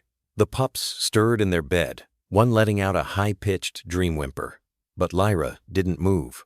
She was resting, truly resting for the first time since Micah, since the barn, since hunger and loss became her only gods. And Reyna stayed there beside her, hand on fur, listening to the rhythm of a breath that once was too weak to trust the world. Maybe this was what healing began with, not grand gestures or heroic rescues, but a shared silence between two broken things brave enough to stop running. One sigh. That's all it took. And everything changed. The collar wasn't new, but it was clean. Reyna had washed it the night before, scrubbing it gently with lavender soap as if it were a holy thing. It had once belonged to a dog she never met, a donation from someone who'd said, "Use it for a second chance." The leather was soft, worn from time but not neglect, and on the brass plate, the space where a name could be engraved lay blank, waiting. Reyna sat cross-legged on the floor of the recovery room, surrounded by silence broken only by the slow rhythm of an IV drip and the soft breathing of two sleeping creatures, one too small for the world, the other too tired to fight it anymore. She cradled the collar in her palms like it weighed more than it should, like it carried the weight of all the names that could have been, all the stories that ended too soon. Across the room, Lyra stirred. Her body still trembled with effort from the last few days, feeding, guarding, healing, but her eyes, when they opened, were no longer guarded slits of survival. They were open, wide, and still amber, but softer, less alone. Reyna rose quietly, careful not to wake the puppy curled against Lyra's flank. Coda had grown stronger. He was eating now with his mouth latched in determination, no longer needing the bottle every 2 hours. His cries had changed, too, from desperate mewls to curious whines. But this moment wasn't about him. It was about her. "I have something for you," Reyna whispered. She knelt beside the mat and let Lyra see the collar. Didn't push it toward her, just held it between them like an offering. "You don't have to take it," she added, voice shaking slightly. "But I think it's time you had a name again, one that means more than pain, more than what they left behind." Lyra watched her, expression unreadable. The rise and fall of her chest was steady, but her ears twitched, listening, waiting. Reyna pressed her lips together. She had spent the night turning names over like smooth stones in her hands. Names from mythology, names from her childhood, names whispered in bedtime stories her sister once told. But one had stayed. One had risen to the surface and refused to sink again. "Lyra," she said softly. "It means brave one. And in another language, it means the Lyra constellation, the harp of the sky." Her voice trembled. "But when my sister was still alive, she used to say it meant tomorrow. She said stars don't look like much when you're hurting. But when everything else is gone, they still shine." Quietly, just enough to follow. She paused, tears brimming. You've survived too many yesterdays. I want you to have a tomorrow." Silence wrapped the room like a wool blanket. Lyra blinked, then slowly, achingly lifted her head. Her eyes met Reyna's, and for a long, breathless second, something passed between them, something that had no need for language. Then, like a whisper breaking through still water, Lyra pushed her nose forward. Not in fear, not in instinct, but in choice. She nuzzled the collar. Raina gasped softly and reached with trembling hands to slide the leather around her neck. She fastened it carefully, not too tight, letting her fingers rest on the brass plate a second longer than needed. "Lyra," she said again more firmly. "Brave mother, loved." At that word loved, something in Lyra melted. Her ears relaxed, her shoulders dropped, and for the first time since she had been found half-starved and bleeding at the gate, she leaned into the human touch. She nuzzled Raina's palm. It wasn't dramatic. No barking or jumping. Just the quiet acceptance of contact, of comfort, of being chosen again. A soft bark echoed behind them. Raina turned. Koda was standing now, his legs still uncertain but full of fire. His bark had been high-pitched, startled almost like he hadn't meant to speak but couldn't hold it in anymore. Lyra turned to look at him, and a deep, low sound escaped her chest, a half-whine, half-huff. Not alarm, not fear. A mother's acknowledgement, a reply. Raina couldn't stop the smile from blooming, crooked and wet with tears. "You've got her spark," she whispered to the pup. "You'll carry her light when she's tired." She reached out and scooped Koda into her arms, letting his tiny warmth press against her chest. He wriggled once, then settled, his heartbeat thumping against hers like a tiny echo of life refusing to give up. And Lyra watched, not with suspicion, not with panic, but with a stillness that said, "I see you. I know you're trying." The name had been spoken. The collar had been accepted. And somehow, between a broken mother and a broken woman, something fragile had begun to stitch itself whole. The moon hung low over the clinic roof, blurred by a thin veil of frost on the window panes. Inside, the hush of the night was broken only by the rhythmic ticking of the old wall clock and the occasional flutter of Raina's coat as she moved between heating pads and bottles, her hands trembling from fatigue and fear. Koda had gone silent. An hour earlier, he had been the loud, one tiny tail, thumping, mouth-hungry, pink tongue reaching for milk. Now, his lips were pale, his breath shallow, like he was forgetting how to ask the world to keep him here. Raina bent over his box, her breath catching. "Come on, baby," she whispered, massaging his chest with 2 fingers, circular and light, the way Dr. Jensen had shown her. "Come on, Koda. Not like this." From the other box, River once named Sky let out a whimpering wheeze, like a wind chime caught in a storm. Her ribs lifted sharply, then paused too long. Then again. The air struggled in her tiny lungs, like it had to crawl through broken reeds. Raina's heart felt like it cracked down the center. "No, no, not both of you," she whispered. "Please." She pressed her hand to Koda's chest. Weak, flutter, then nothing, then flutter again, like he was teetering on a ledge, deciding. She turned, rushed to the back where the emergency oxygen tank was strapped against the wall. She'd memorized the flow dial the first night, though she never thought she'd need it like this. Tubing, mask, shaking fingers, she fumbled everything twice. Her hands wouldn't listen to her anymore. Lyra, curled in the far kennel, lifted her head. She didn't growl, didn't bark. She just watched, eyes glassy and dark, the kind of watchfulness that only came from a mother knowing her child was in trouble. Raina caught the gaze and whispered, I'm trying, Lyra." Dr. Jensen arrived 10 minutes later, called by a garbled voicemail she didn't remember leaving. He didn't speak when he entered, just took one look at River's cage and said quietly, "She's crashing." He moved with sharp, practiced motion an IV line for River, warm saline, nebulizer mist hissing into the oxygen dome he fashioned from a plastic lid. For Koda, glucose gel along the gums, suction at the nostrils, heat packs under fleece. "It's pneumonia," he muttered, "or the start of it. We knew this was a risk." Raina swallowed down the stone in her throat. "Are they going to make it?" Jensen didn't answer. He never lied. Just kept working, hands steady. But Raina saw it, the tension in his jaw, the way he pressed harder than needed to keep River's airway open. "They're still not safe," he said after a while gently. "Their lungs are too new, their immune system's weaker than normal. One bad turn." He didn't finish. Raina sank into the chair beside Koda's crate, her hand reaching in to hold a paw that barely responded. "You hear that, little man? Still not safe. That means you stay. You fight. You stay." Time blurred after that. Hours passed like smoke curling under a door, slipping through unnoticed, choking when you least expected it. River's wheezing deepened, then steadied, like a leaf trembling but refusing to fall. Coda whimpered once, soft and wet. Raina leaned in, her hair brushing his ears. "That's it," she whispered. "That's my boy." She didn't notice when Dr. Jensen left.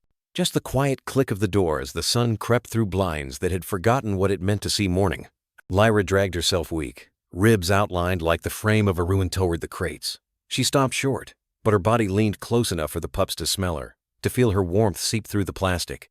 She didn't lick, didn't whine, just stayed, watching, breathing, present.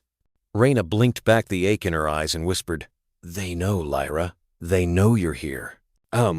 Lyra rested her head against the crate bars, eyes closing slowly, and from the crate, Coda let out the tiniest bark, a squeak, really. But it cut the silence like a promise. Raina smiled through her tears. "That's it. Talk to her." River let out a breath, not a wheeze this time, but a sigh. A single, soft, almost human sigh.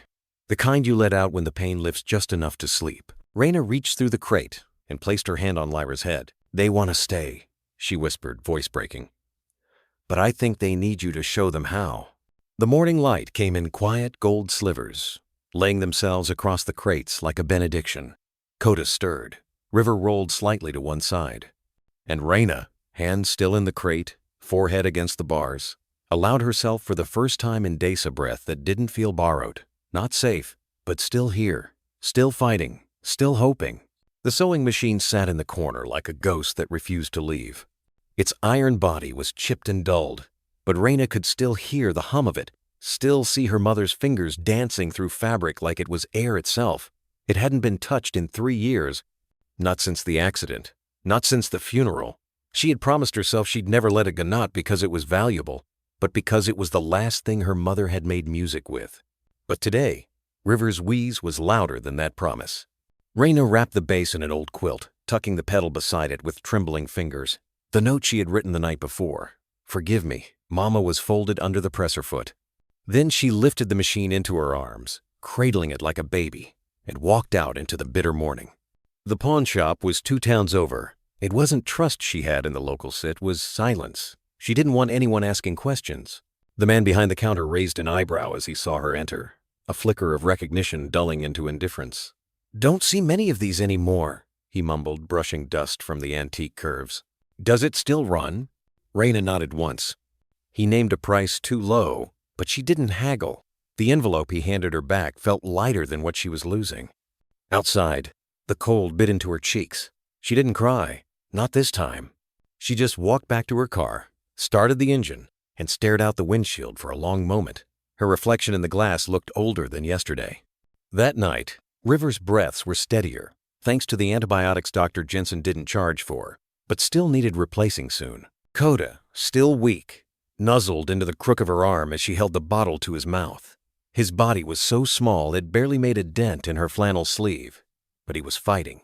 That was what mattered. Lyra didn't sleep. She never really did.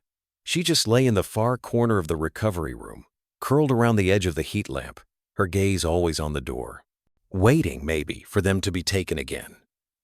Or, worse, for herself to disappear like before. Raina stayed too. A blanket and an old diner pillow had become her makeshift bed beside the Pups crate. Between feedings, she scribbled notes into a worn ledger tracking doses, times, weights, any changes. The book was originally meant for her garden plans. Now it had sown itself into this new kind of tendingless soil, more soul. She also picked up extra hours at the diner, closed the clinic at dawn, walked half asleep into coffee and burnt toast, smiled at men who whistled and women who whispered, and poured pot after pot until her hands stung from bleach and fatigue. She'd sneak away during breaks to call the vet supply warehouse, haggle over delivery costs, or text Jensen for updates. "Why don't you just let them go?" her coworker Margot asked one afternoon as they scrubbed trays together. "I mean, it's a dog. 2 pups. That's a lot for someone who's already been through enough." Raina didn't answer at first. Her arms were elbow deep in suds, her fingers shaking slightly. When she looked up, her eyes weren't angry, just anchored.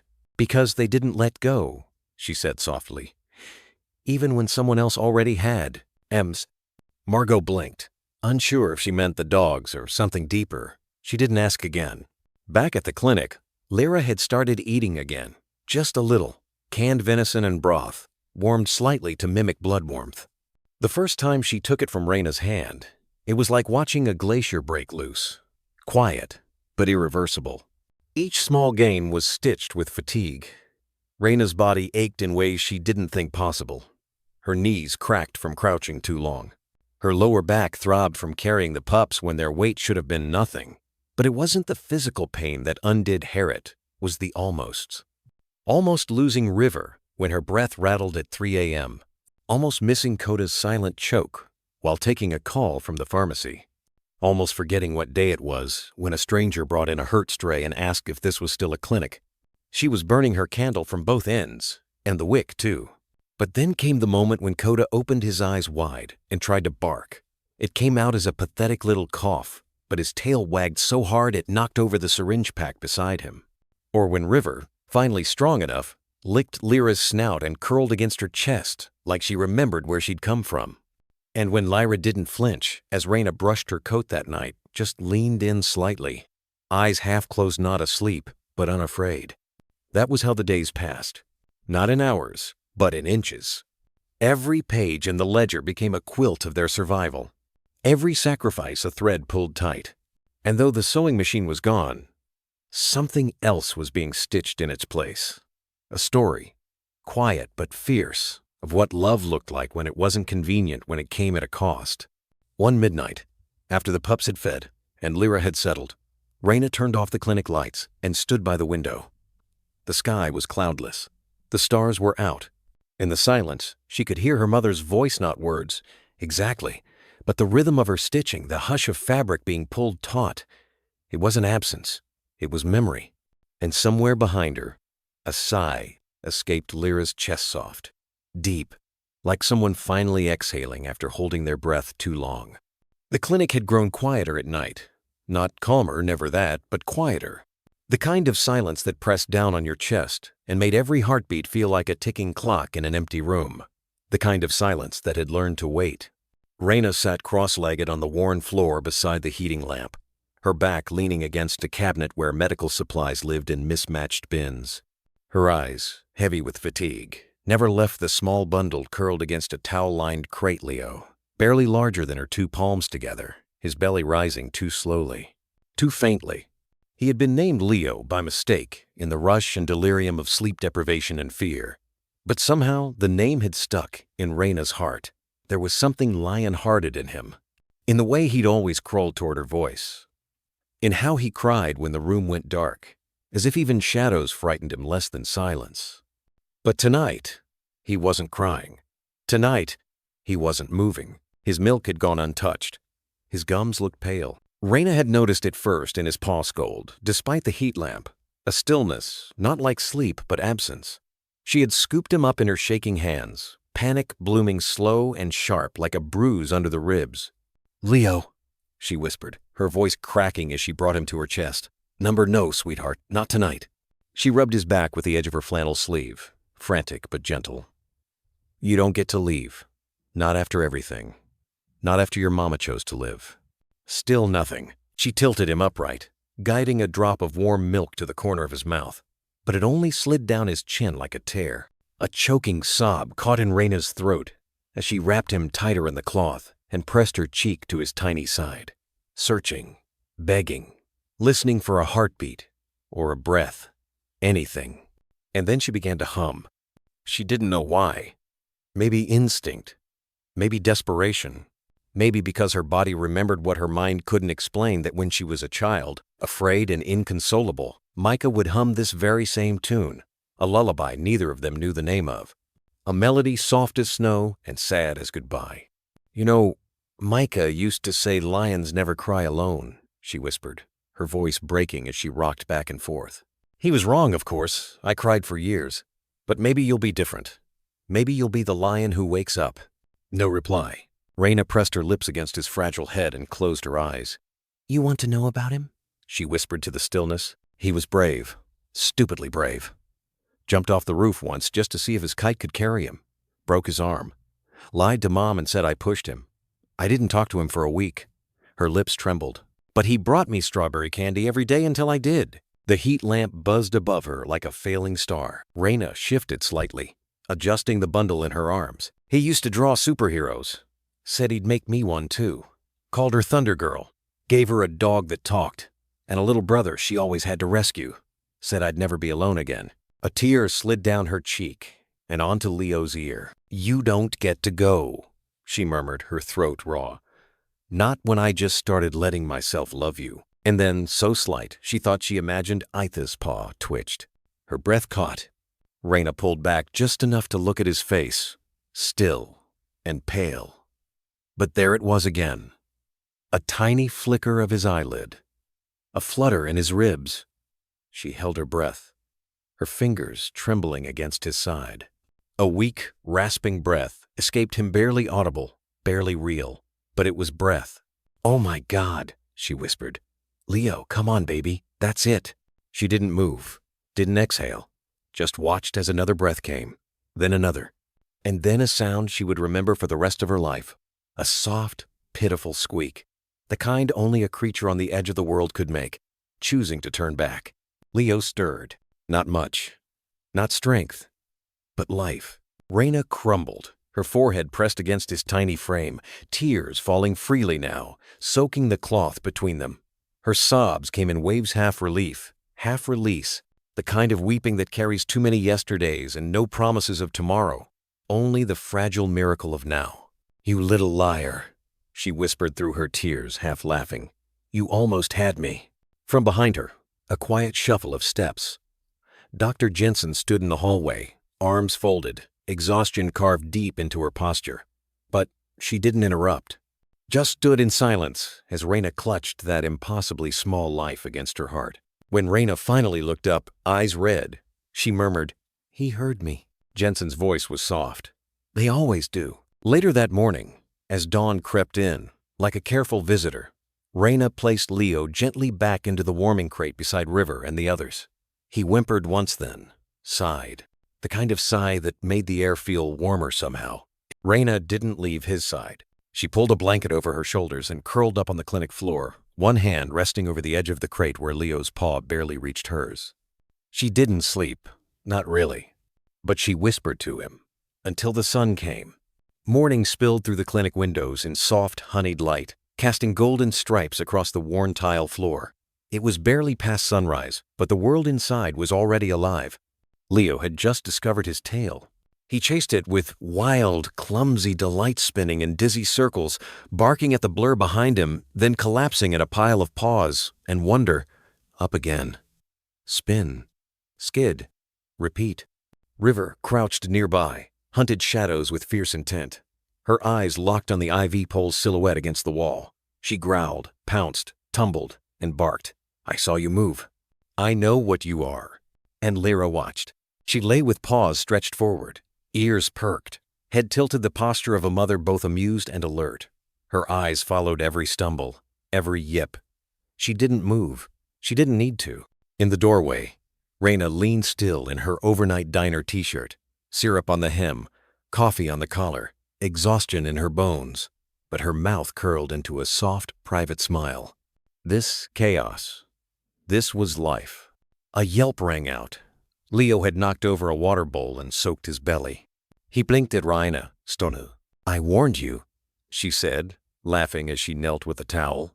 "Every explorer finds a puddle eventually." She wrapped him in terry cloth. His heart thudded against her palm, nose wet, tail wagging. "You're growing too fast," she whispered, pressing her forehead to his. "Just yesterday, you couldn't even stand." Across the room, River pounced at sunlight on the floor. "Get it, River," Raina cheered. The pup paused, tail sweeping the floor in a crooked rhythm. Lyra's ears flicked. Raina swore she saw her smile. "Still keeping watch?" Raina asked Lyra, gently toweling Leo dry. Lyra blinked slowly, the way she always did when she meant, "I've got this." The old clinic wasn't sterile anymore. It was a battlefield of toys and beds, food bowls and paw prints. It smelled like antiseptic, fur, and dawn. It sang with life-creaking floors, yipping pups, and healing silence. The phone rang once in the front office. Raina didn't move. This moment mattered more. Leo squirmed from the towel, wobbling over to Lyra and curling into the crook of her foreleg. River followed, laying her head on Lyra's paw. The mother curled around them like a crescent moon, breathing deep. That sigh again. Not fatigue, not pain, contentment. Raina sat cross-legged beside them and brushed Lyra's shoulder. "They're chaos," she said softly. "But they're your chaos." Lyra nudged her knee in reply.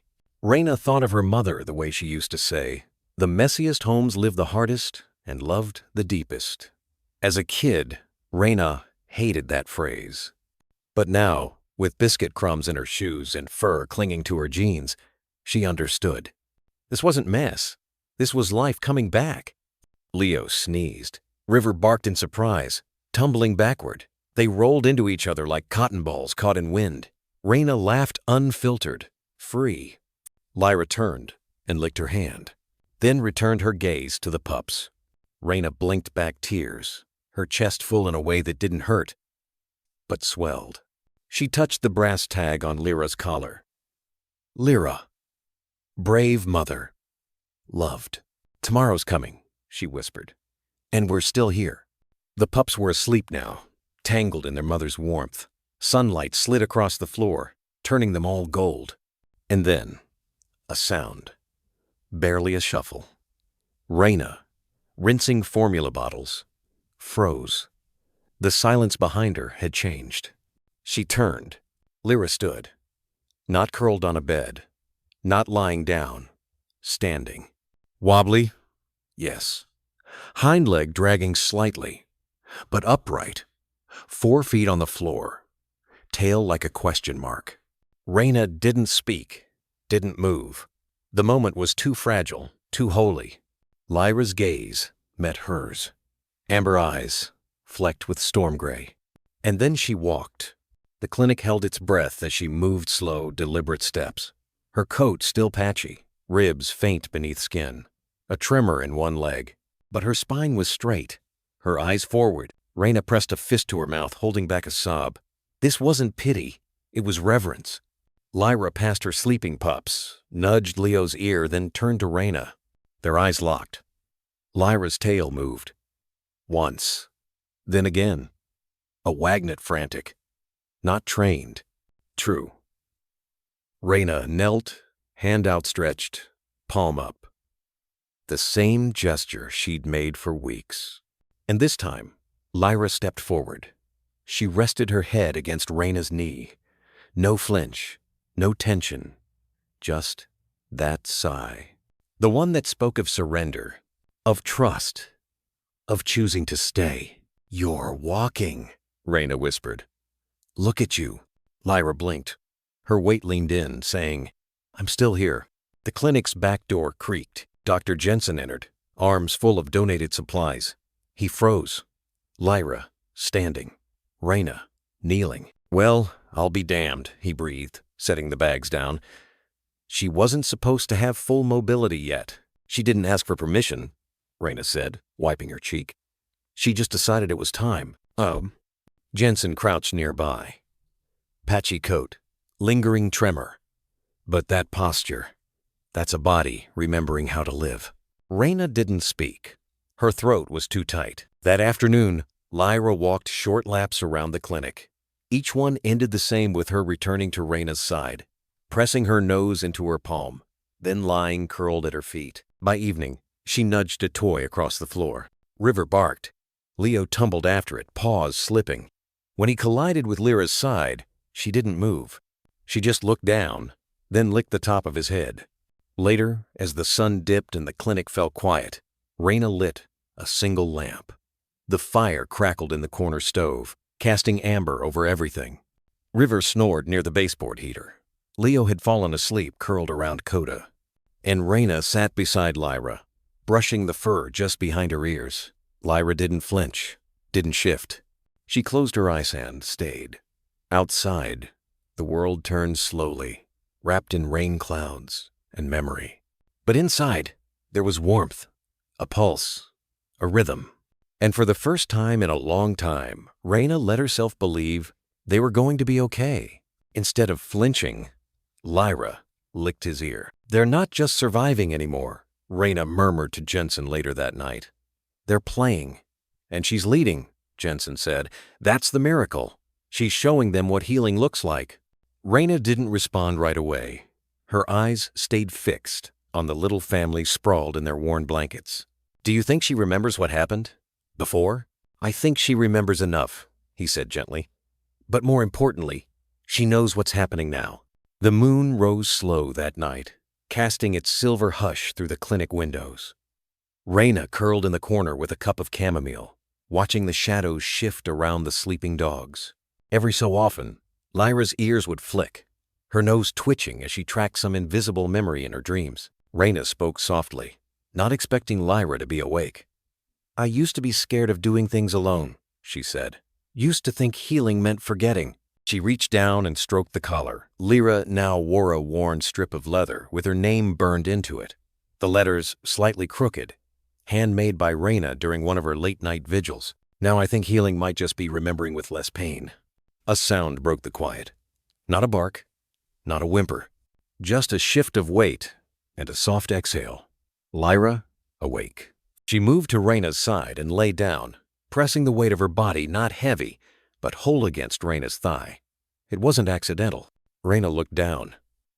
For the first time since they met, Lyra's eyes were open and unguarded. Not wild, not wary, just present, just here. Her footsteps no longer trembled, and neither did Raina's hands. The morning light spilled like warm cream across the wooden porch, touching every crack and groove with a hush of newness. Raina knelt beside a can of sky blue paint, sleeves rolled to her elbows, her fingers already stained with swirls of color. The sun hadn't yet climbed over the ridge behind the house, but the air was warm enough to feel like forgiveness. She dipped her brush in, slow and steady, and pressed the bristles to the wood. The first stroke was quiet, like breathing out after a long-held silence. The faded gray boards drank in the blue, thirsty for something soft after years of neglect and weather. Behind her, little paws pittered. River barked sharply at a drifting leaf, all indignation and puffed-up pride.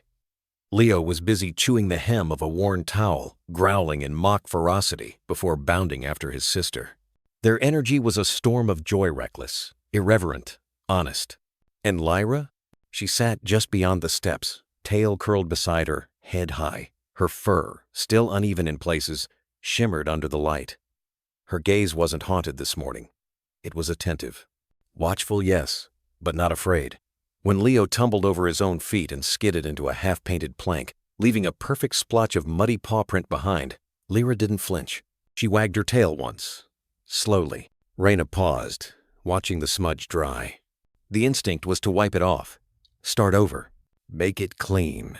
But something in her chest pulled tight. That paw print, tiny, chaotic, imperfect, was real. It wasn't part of the plan, but it belonged, just like them. Another splash of blue, then another paw print, this time Rivers dancing through the paint as if she knew what she was doing. Soon the porch looked like a canvas in rebellion, careful strokes interrupted by bursts of life, as if the world itself was insisting that order had no place where love had taken root. Micah would have laughed at the mess, called it art, maybe even dipped his own boot in paint just to join them.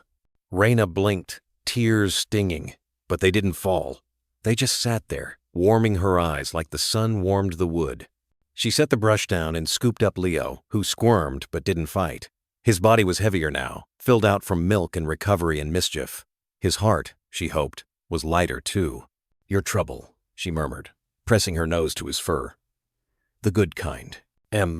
Leo licked her chin, then yawned, mouth wide enough to show all four of his newest teeth.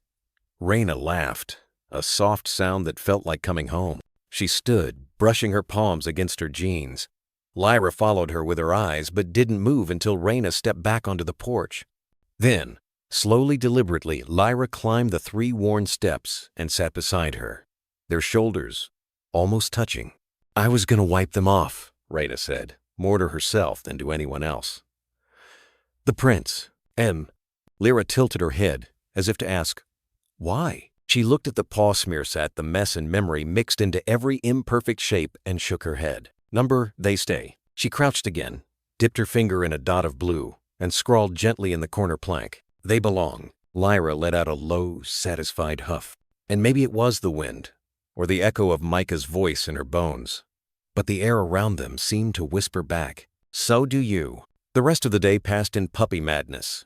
Leo chased his tail until he crashed into a flower pot. River barked at the reflection of herself in the glass. Raina abandoned the rest of the paint job after Leo stepped in the bucket and managed to track blue footprints halfway into the living room. She didn't even raise her voice, just laughed so hard she had to sit down. There was something holy in that chaos, something sacred in the sound of healing that didn't come through silence, but through noise, through messy steps and broken patterns, through paint stains and porch boards marked by lives that refused to be forgotten. By dusk, the sky had turned a dusky lavender. Raina stood barefoot at the edge of the porch, her arms folded, eyes on the print-strewn wood. Every mark was a story, a heartbeat, proof. And behind her, Lyra padded up quietly, pressing her nose to Raina's hip before curling beside her, content. No leash, no commands, just trust. River and Leo napped in a tangle nearby, still dotted with flecks of blue. This porch wasn't perfect, but it was theirs. And for the first time in a long while, Raina didn't wish for the past to come back. She simply whispered into the painted wind, "Thank you." And Lyra, without even lifting her head, sighed in reply. Dawn brushed the window pane in hues of gold and rose. The porch still smelled faintly of yesterday's sky blue paint chipped at the edges, but reborn. In the trees, a bird called twice, then paused, as if waiting for permission to begin again. Inside, Raina stirred beneath her quilt, arms curled around the warm weight beside her. Lyra, no leash, no command, just presence, fur brushing the blanket, breath warm against her side, chest rising in a rhythm no longer ragged, but smooth as wind through pine. Lyra didn't move as the light climbed. She didn't run for the door. Instead, she pressed her head softly into the space over Raina's heart.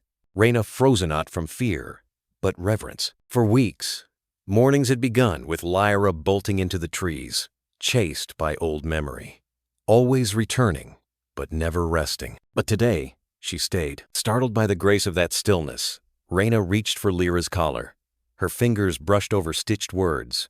Lyra, brave mother, loved. The fur remained patchy, ribs still faintly visible. But she was here, healing. "I used to think silence meant something was wrong," Raina whispered. "Now it just feels right." Lyra exhaled and tucked closer. Outside, Leo's bark rang out clumsy and fierce. River barked back, probably chasing her own tail. Their chaos had become the music of morning. Untrained, beautiful. But Lyra didn't join them. Because sometimes healing doesn't look like motion. Sometimes it looks like staying.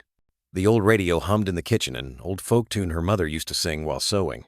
And for a moment, surrounded by warmth and fur and light, Raina remembered paint-smudged hands threading fabric, braiding her hair, dogs snoring by a heater, her mother's belief in stories that stayed, in animals that came home, in love that was quiet but unwavering. "I wish you could see us now," Raina whispered. Maybe somewhere she did. One of the puppies knocked over a tin bowl. Lyra's ears twitched, but she didn't rise. Instead, she looked up at Raina with eyes no longer wild, only sure. Eyes that said, "I trust you." Raina reached to brush the fur between Lyra's brows. "You don't have to run anymore." And Lyra closed her eyes, not in sleep but in surrender. Outside, Leo barked at a leaf. River ran headlong into the porch post. Paw prints smeared across the paint. Life, messy and loud. Raina might clean them later.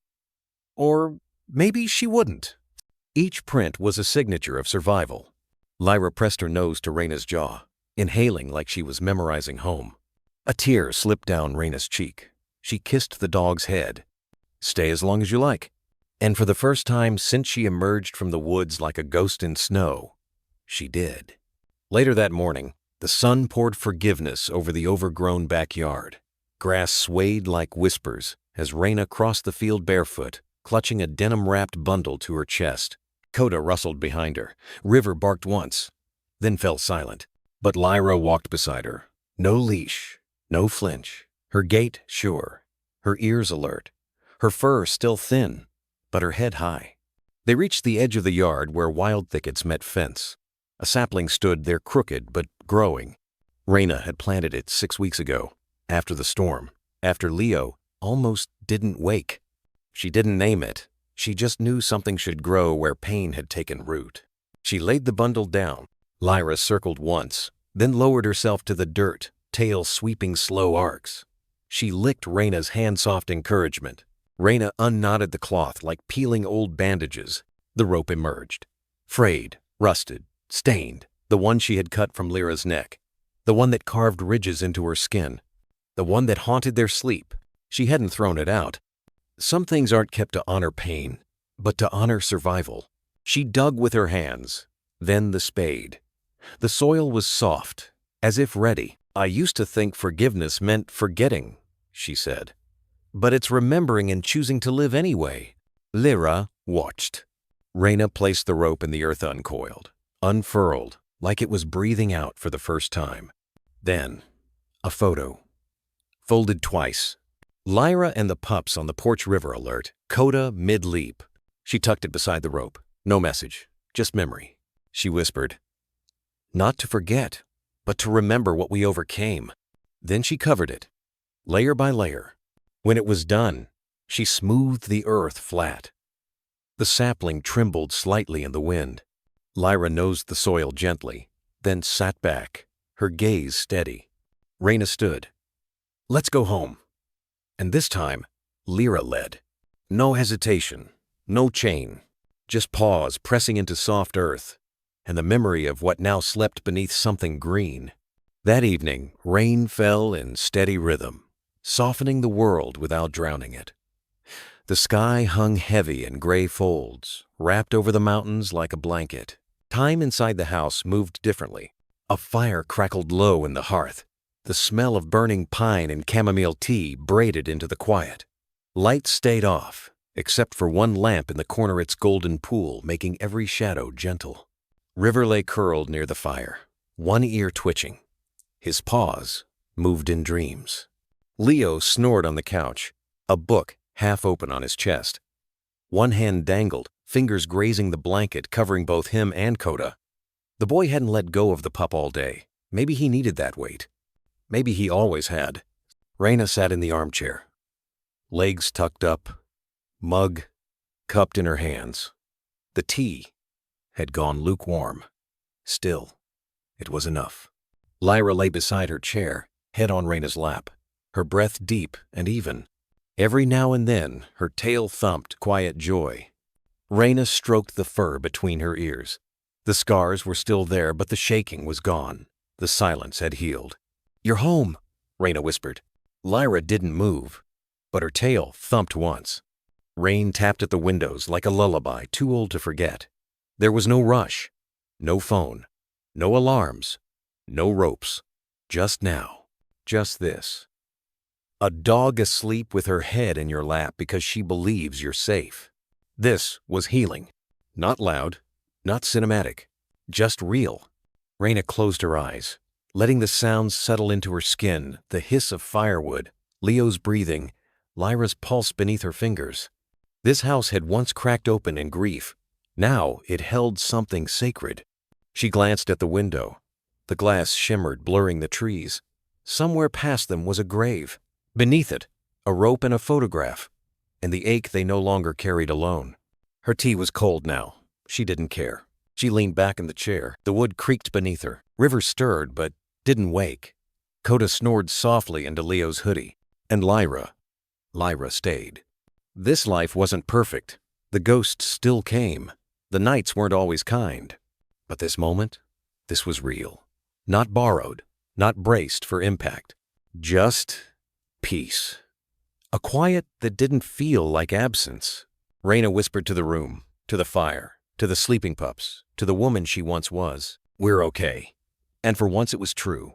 The road wound like an old scar through the hills, its gravel damp from last night's rain.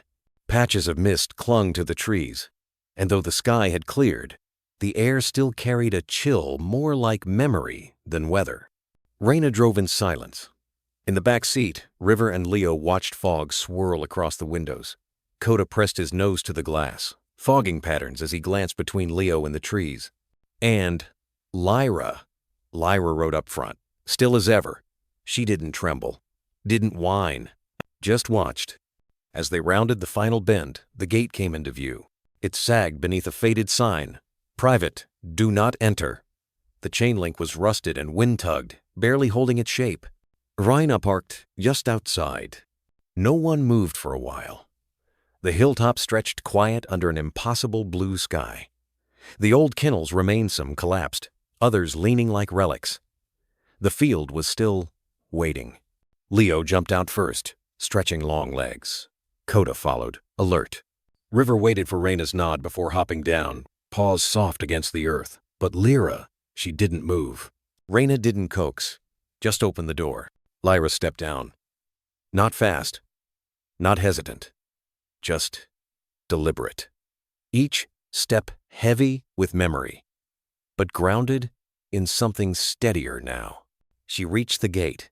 There was no lock, just a rusted loop that slipped free when nudged. The gate creaked open. Beyond it, the cages, the scars, the echoes of barked commands and broken trust. She walked through. Her legs stiffened slightly, reflex, not fear.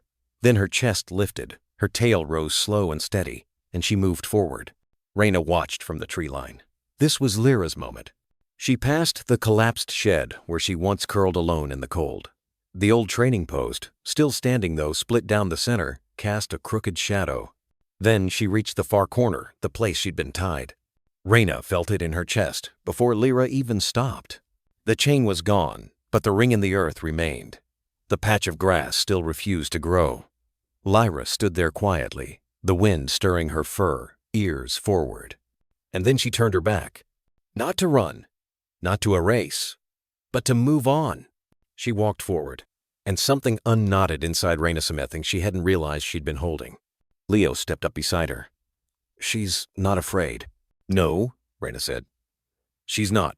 They stayed for a while, just long enough for River to chase a squirrel and Coda to chew the gate. When they left, Lyra didn't look back. Later, at the river's bend, Raina sat on the stone bank. This place, the still pocket, Micah had called It Was, where the current slowed long enough for someone to whisper to it. Her knees hugged her chest. A crumpled page trembled in her hands. She had folded and unfolded it until the creases looked like veins. Nearby, Leo and River dozed under the sun, limbs tangled like littermates. Lyra stood a little apart, watchful, reverent. She knew this belonged to ghosts. Raina smoothed the page and read aloud.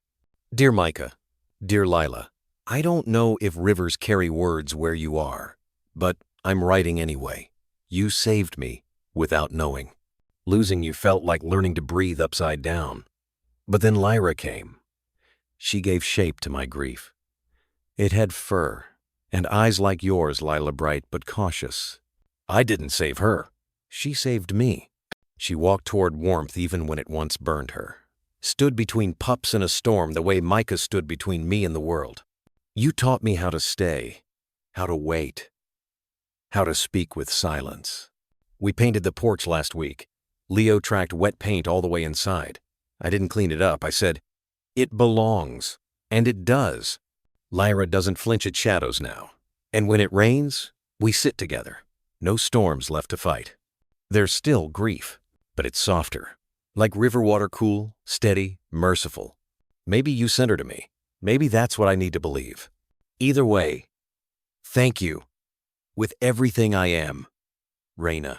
Her voice cracked at the end, but she let it. She reached into her coat and pulled out a small glass bottle. Lila's old firefly jar. She rolled the letter tight and slid it inside, corking it gently. Then she knelt and placed it into the river. The bottle lingered, caught by a slow current, then slipped forward. Take it to them, she whispered. Beside her, Lyra stepped closer, resting her chin gently on Raina's knee. Her eyes said, I understand. A bird called from across the bank, another answered. The bottle vanished around the bend. Raina closed her eyes and let the silence hold her. The morning of Leo's third-month birthday was quiet and gold-lit. The sun spilled over the porch like a soft promise. Inside, Raina stirred as Leo's paws thudded across the floor. He launched out the door, barking once, "I'm 3 months old today." Raina smiled before she opened her eyes. Her hand reached for the space where Lyra usually lay, but it was empty. Lyra was already at the door, sitting like a sentinel. Outside, Leo raced in circles, full of joy that barely fit in his legs. Lyra watched with calm affection, like an older sister guarding the flame of something precious. 3 months ago, Leo had appeared under the barn at dusk, an unexpected spark at the end of a heavy day. He'd grown, but his heart remained delightfully messy. Today, joy would be the only priority. Barefoot, Raina moved through the kitchen, humming softly. Just a note or two at first. Then, words. She hadn't sung in over a year, not since Micah, not since Lila. But now, her voice returned, like a friend not quite forgotten. River followed her, hopeful eyes locked on the peanut butter jar. Micah had started this tradition: peanut butter treats, wildflower crowns, and singing that filled the walls with warmth. She mixed biscuits and oats with honey and scooped the batter. Outside, Leo pawed at the glass with impatient glee. Raina grinned and laid a blanket beneath the willow. She placed the treats in a ring, then called softly, "Birthday boy." Leo barreled toward her, tail wagging, legs tripping over excitement. Lyra came next, slow, graceful, no longer limping. River flopped down beside the plate. Raina held up the crown woven from daisies and rosemary. Leo tried to sit still, vibrating with joy. "Good boy," she whispered, placing the crown on his head. Then she sang, "You are my peanut butter bean, bouncing in the breeze. Never knew a day so green, never knew such peace." Her voice cracked in the middle, but she kept going. Leo barked once and curled into her lap, as if to say, "Again, please." She laughed and stroked his head. "Do you remember this song?" she asked Lyra. The shepherd didn't move, but her tail thumped. Once, twice, enough. Later that day, they sprawled on the porch together. River snored. Leo's belly rose and fell in puppy dreams. Raina's hand rested on Lyra's back. There were scars beneath the fur, but the tension was gone. Lyra no longer flinched at thunder. Leo no longer cried at night. Raina no longer sang only in dreams. A breeze lifted through the house. A photo slipped from the bookshelf and fell to the floor. She picked it up carefully. Micah, Lila, herself, one last camping trip. Behind them, River as a pup. No Lyra, no Leo. She tucked the photo into her journal. Then she looked at the sleeping dogs, the paw prints still on the porch, the willow waving in the breeze.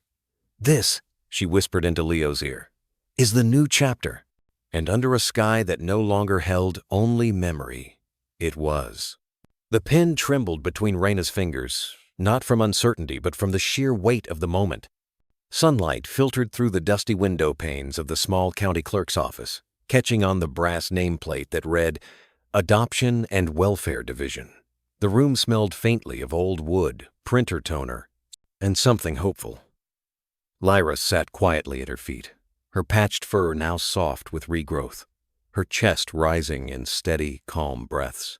River, ever the gentle sentinel, curled near the bench behind them, tail sweeping once in slow arcs, and Leowild-hearted Lear ested in Raina's arms, his tiny paws twitching in sleep. "Are you ready?" asked the clerk gently. A woman in her 50s, with kind eyes and smile lines that said she'd seen 1,000 versions of this day, each one sacred, each one hard-earned. Raina looked down at the final page. Names, dates, signatures. 3 lives she hadn't given birth to, but who had been born again in her presence.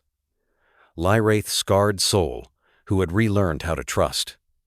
Riverth dog that never left, even when his own heart had reasons to. And Leoth, smallest, loudest miracle of them all. Her fingers steadied. "I've never been more ready," she whispered. She signed, one line at a time, in ink that felt permanent enough to rival time, in strokes shaped by every sleepless night, every sunrise walk, every tear-soaked whisper into fur that never judged. The clerk slid the papers toward her, tapping each corner. It's official. Raina didn't say anything at first. She simply pulled Leo closer, pressed her forehead gently against Lyra's, reached back, and let River nuzzle her palm with the tip of his cold, reassuring nose. She closed her eyes. Family, she whispered. Not loud, not ceremonious, but the way that word left her lips made even the woman behind the desk pause and lower her gaze, because some words carry the weight of resurrection, of defiance against abandonment, of a love chosen, not inherited, a love forged in fire. They walked out of the building slowly. No hurry. The kind of pace reserved for moments when the world pauses to let your feet catch up to your heart. Outside, the sun was bright, and the breeze gentle like the earth had been waiting for this chapter to turn. Leo blinked against the light, then gave a sleepy squeal that made Raina laugh. The sound came easily now, full and open, the kind that made strangers on the sidewalk smile without realizing it, the kind that once seemed lost forever in the fog of grief. Lyra stood tall beside her. No leash needed, no coaxing. She walked like she knew where she belonged. Not behind, not ahead but beside. River, noble and unassuming, stayed close on the other side, a quiet anchor in their little constellation. They passed a man holding his child's hand. The child waved at Leo and giggled when Leo sneezed in return. The man smiled at Raina, not with flirtation or pity but recognition. A nod from one parent to another. She nodded back. A few blocks down, they passed the small cafe she used to sit in when she couldn't face the silence of home. Back when the table for one had felt like a confession. Now, she glanced through the window and saw an elderly couple splitting a cinnamon roll, and it didn't sting. Not anymore. Want to stop for tea? She asked the dogs. Leo squeaked. Lyra gave a soft chuff. River sat as if to say, only if we get the shady table. She chuckled and headed inside. They chose the seat near the window, the one with the creaky bench and a view of the little park across the street. Leo's tail tapped against her thigh. Raina ordered her usual chamomile with honey and a peanut butter biscuit for the pups. As she waited, she reached into her bag and pulled out the worn envelope. Inside, the adoption confirmation copies. She traced the edges with her thumb. There were no balloons, no celebratory banners, but there was a fullness in her chest that didn't need fanfare. Some milestones bloom in quiet. A waitress brought the tea and biscuits, smiling down at the trio. Beautiful dogs, she said. Are they all yours? Raina looked at each of them, at Lyra's steady gaze, at River's ever-watchful calm, at Leo, who had managed to smear peanut butter across his nose in seconds. She smiled softly. Yes, they're mine. The word mine didn't come from ownership. It came from devotion. From every scraped knee she kissed, every whimper she soothed, every dream she cradled, it came from being the one who stayed, the one who tried, the one who never gave oop heaven when she nearly did. Back at home, the sun was beginning to dip. The golden hour stretched long across the porch. The paw prints in the sky blue paint still dotted the floorboards. She never covered them, never would.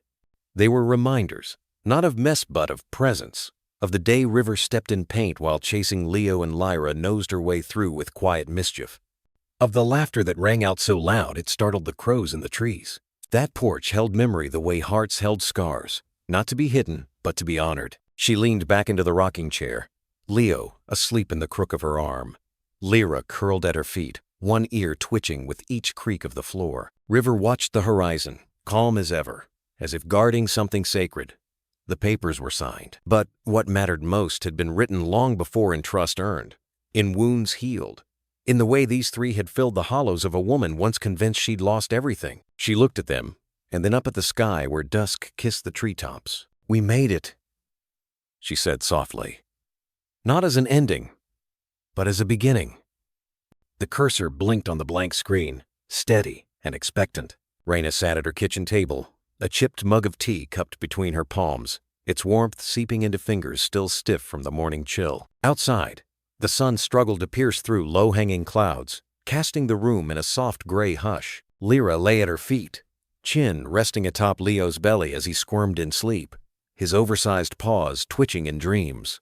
River snored in the corner, curled like a question mark near the sliding door. Raina stared at the screen. her heart thudding not with fear, but with a strange tenderness.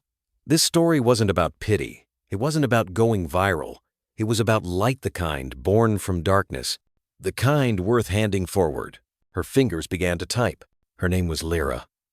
She was found beneath a porch in the middle of winter, tethered by a rope, starved of both food and kindness. She didn't look at me like I was her rescuer. She looked at me like she already knew me, like she was waiting. The words poured out in a steady stream. The silence in the house deepened, as if even the walls were listening. She wrote about the early days of cautious glances, of tremors in the night, of how Lyra would curl away from touch, as though bracing for an old ghost. She described the slow thaw, the trust that came not with grand gestures, but with quiet constancy. A bowl of warm broth, a blanket, a breath held in the same rhythm. She told the world about Leo, the tiny soul with paws too big for his body, born into uncertainty but swaddled in love. About River, the cat who once kept her distance but now purred against Lyra's back, like they were born in the same heartbeat. And she wrote about herself, not as a hero, but as someone lost, too. Someone who had stopped singing, someone who hadn't realized how hollow her world had become until it was filled with muddy paw prints and puppy yawns and the sound of nails tapping against wood floors like percussion to her soul. They saved me as much as I saved them, she typed. We don't always get to choose our beginning, but sometimes we get to rewrite our ending. She pressed post before she could change her mind. Then she closed the laptop and sat very still. For a few moments, nothing happened, just the tick of the wall clock, the sigh of wind across the eaves. Then ding. Another ding. A cascade of responses began to pour in. I'm sobbing. This is beautiful. Thank you for giving her a second chance. My rescue saved me to her. Name's Belle. She's 12 now and still sleeps on my chest every night. I was having the worst week. This gave me hope.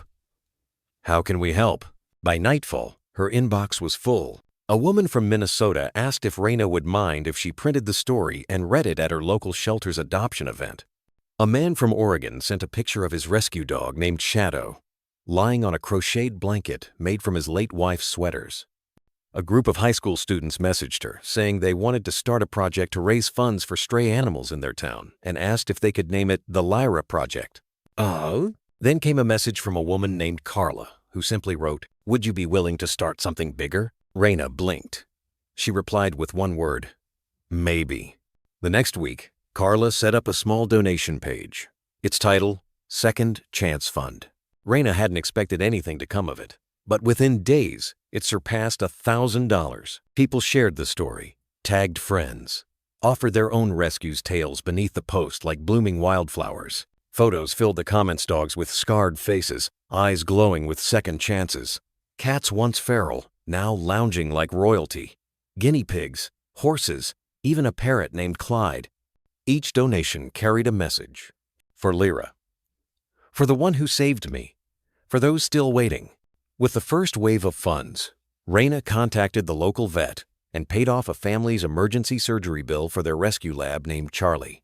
She delivered sacks of grain-free food to a foster home housing 13 dogs. She bought blankets and chew toys and handed out handwritten notes that simply read, "You are not forgotten." Raina posted updates with Photosoft Lyra sitting beside the packages, of Leo chasing bubbles, of River curled beside a newly knitted quilt sent by an elderly woman in Vermont. She didn't expect what happened next. A local journalist reached out, asking to do a feature. Just a feel-good story, he said, but the kind that changes people. He came one rainy afternoon. Lyra sat regally beside Raina on the porch, as if understanding her own legend. The article ran with the headline, "From Chained to Cherished. How one dog and one woman sparked a movement." It went regional, then national. More donations, more letters. One woman wrote, "I was going to give up today. Then I read your story. I think I'll take my dog out instead and watch the sunrise." And another, "I used to think broken meant useless. Not anymore." Raina sat on her porch that evening, wrapped in a shawl stitched by someone she'd never met. She watched Leo chase fireflies, his small bark cutting through the stillness. River leapt from the railing, tail flicking in disapproval. Lyra lay beside her, body stretched along the length of the boards, eyes half closed, ears always alert. "You did this," Reyna whispered, brushing her fingers through Lyra's fur. "You opened the world back up." Lyra blinked slowly, then leaned her weight into Reyna's side. Inside, her phone buzzed to get another message. Another life touched. But for now, Reyna let it be. Let the world spin gently beyond her reach. Because here, in the hush of a growing night, under a sky heavy with stars and the scent of earth, she had everything she'd once thought she lost. Home, hope, and the beginning of something much, much bigger than herself. Night had come quietly, like an old friend slipping through the woods without knocking. Beyond the windows of the little cottage, stars blinked into view one by one, shy at first, then in full shimmer. The air was still, soft with the hush of pine needles brushing each other in the breeze. Inside, the world was smaller, warmer, fuller. Reyna sat on the woven rug by the fireplace, her back resting against the arm of the couch. A half-filled mug of chamomile cooled beside her, forgotten. Her legs were folded, relaxed. Lyra's head rested in her lap long, elegant, and still. River lay at her feet, belly exposed, tongue lolling out after chasing moths in the yard until he tumbled over himself and gave up. And Leo curled up in the knit basket by the hearthlid out a sleepy yawn that turned into a gentle snore. His little belly rose and fell, pressed against the blanket they'd used the day she brought him home. The light in the room came not just from the fire, but from within. Warm glow spilled from every corner. The lamp with the crooked shade, the candle flickering near the windowsill, the soft golden string lights she had hung months ago, but never taken down because they made the nights feel less lonely. Somewhere in the silence, a tail thumped a slow, steady rhythm of contentment. It wasn't loud. It didn't need to be. It simply was. Reyna breathed in deeply, her palm resting on Lyra's fur, her fingers moving without thought, stroking, pausing, stroking again. The rhythm matched her heartbeat now. She looked around the room, the scuffed floors they'd all slid across that one rainy morning, the wall with claw marks from River's first few attempts to catch shadows, the faded paw prints she never scrubbed out of the rug because they made her laugh. Each blemish in this house was not a flaw, but a memory. A layer, not perfect, but full. She'd once imagined healing as a sudden thing, like a light switched on, a scar erased. But now, she knew better. Healing was the slow settling of breath, the ease in one's limbs at the end of the day, the way a home could remember your laughter and cradle your silence, the way love seeped into things, into walls, into routine, into fur and skin and bone. Leo stirred in his sleep, made a sound that was half whimper, half dream. Reyna reached out and brushed his head without getting up. "Shh, baby, you're safe." The words hung in the air longer than she expected, like they weren't just for him. She thought about where they had started, the screams in the night, the rope, the rusted gate on the hill, the eyes that watched but didn't trust, the girl who only knew how to run. And now, here they were, bathed in quiet. The wind picked up outside, and the trees sighed in unison. She could hear the old pine creak, the same one Lyra used to bark at, convinced it would one day uproot itself and march down the path. Reyna chuckled to herself. The sound surprised her. She didn't laugh much for years. Not the kind that came from the belly, not the kind that stayed after the room went quiet again. But she did now, sometimes, when River did something ridiculous. When Leo barked at his own reflection. When Lyra tried to act indifferent but couldn't resist a cuddle. The moments were small, but they were hers. A knock startled her not on the door, but on the inside of her heart. A memory. That first night with Lyra. How she'd curled in the corner, trembling, flinching at every creak. The way her ribs showed. How long it took her to eat from Reyna's hand. She had thought healing would be a one-way gift, that she was saving Lyra. But maybe it was the other way around. Maybe Lyra had been the one to keep her breathing, to hold her to a rhythm when she would have otherwise unraveled. She shifted a little and pressed her lips to the top of Lyra's head. "Thank you," she whispered. No reply came, only the stillness of a dog who knew. who had always known. Rain began to tap against the windows, not loud, but insistent, like fingertips on glass. Raina listened. The sound was gentle, like a lullaby. She reached for her mug again, sipped the last of the now lukewarm tea, and leaned back. From the kitchen, a clock ticked. From outside, an owl called. Somewhere beneath it all was the slow, steady breath of lives at peace. There were no miracles here, no perfect ending wrapped in a bow. But there was this: a roof that didn't leak, a fire that didn't die down too fast, a girl who didn't run anymore, a dog who learned to stay, a puppy who didn't flinch at raised voices because he'd never heard one, and a woman no longer broken, just open. Raina closed her eyes. The cottage glowed not from the lights, but from what lived inside it now. Not just survival, but love. Earned. Some stories don't need grand endings, just a quiet moment where everything feels right. If this journey reminded you of the deep loyalty in a dog's eyes, or the way they seem to know our hearts even before we speak, you're not alone. German shepherds, like River and Lyra, carry something timeless in them. Devotion, courage, and a kind of love that asks for nothing but a place beside you. If you've ever looked at your own dog and felt a bond that words can't quite reach, maybe now's a good time to lean into that connection. There's a little resource I came across recently. Something thoughtful, gentle, and full of heart that might help deepen the way you and your dog understand each other. It's not flashy or loud, just kind and helpful. If that sounds like something you'd like, I'll leave the door open. You can check it out when it feels right. Until then, give your dog an extra ear scratch from me. And remember, sometimes the smallest moments, the quiet tail thumps, the shared silence are the ones that matter most.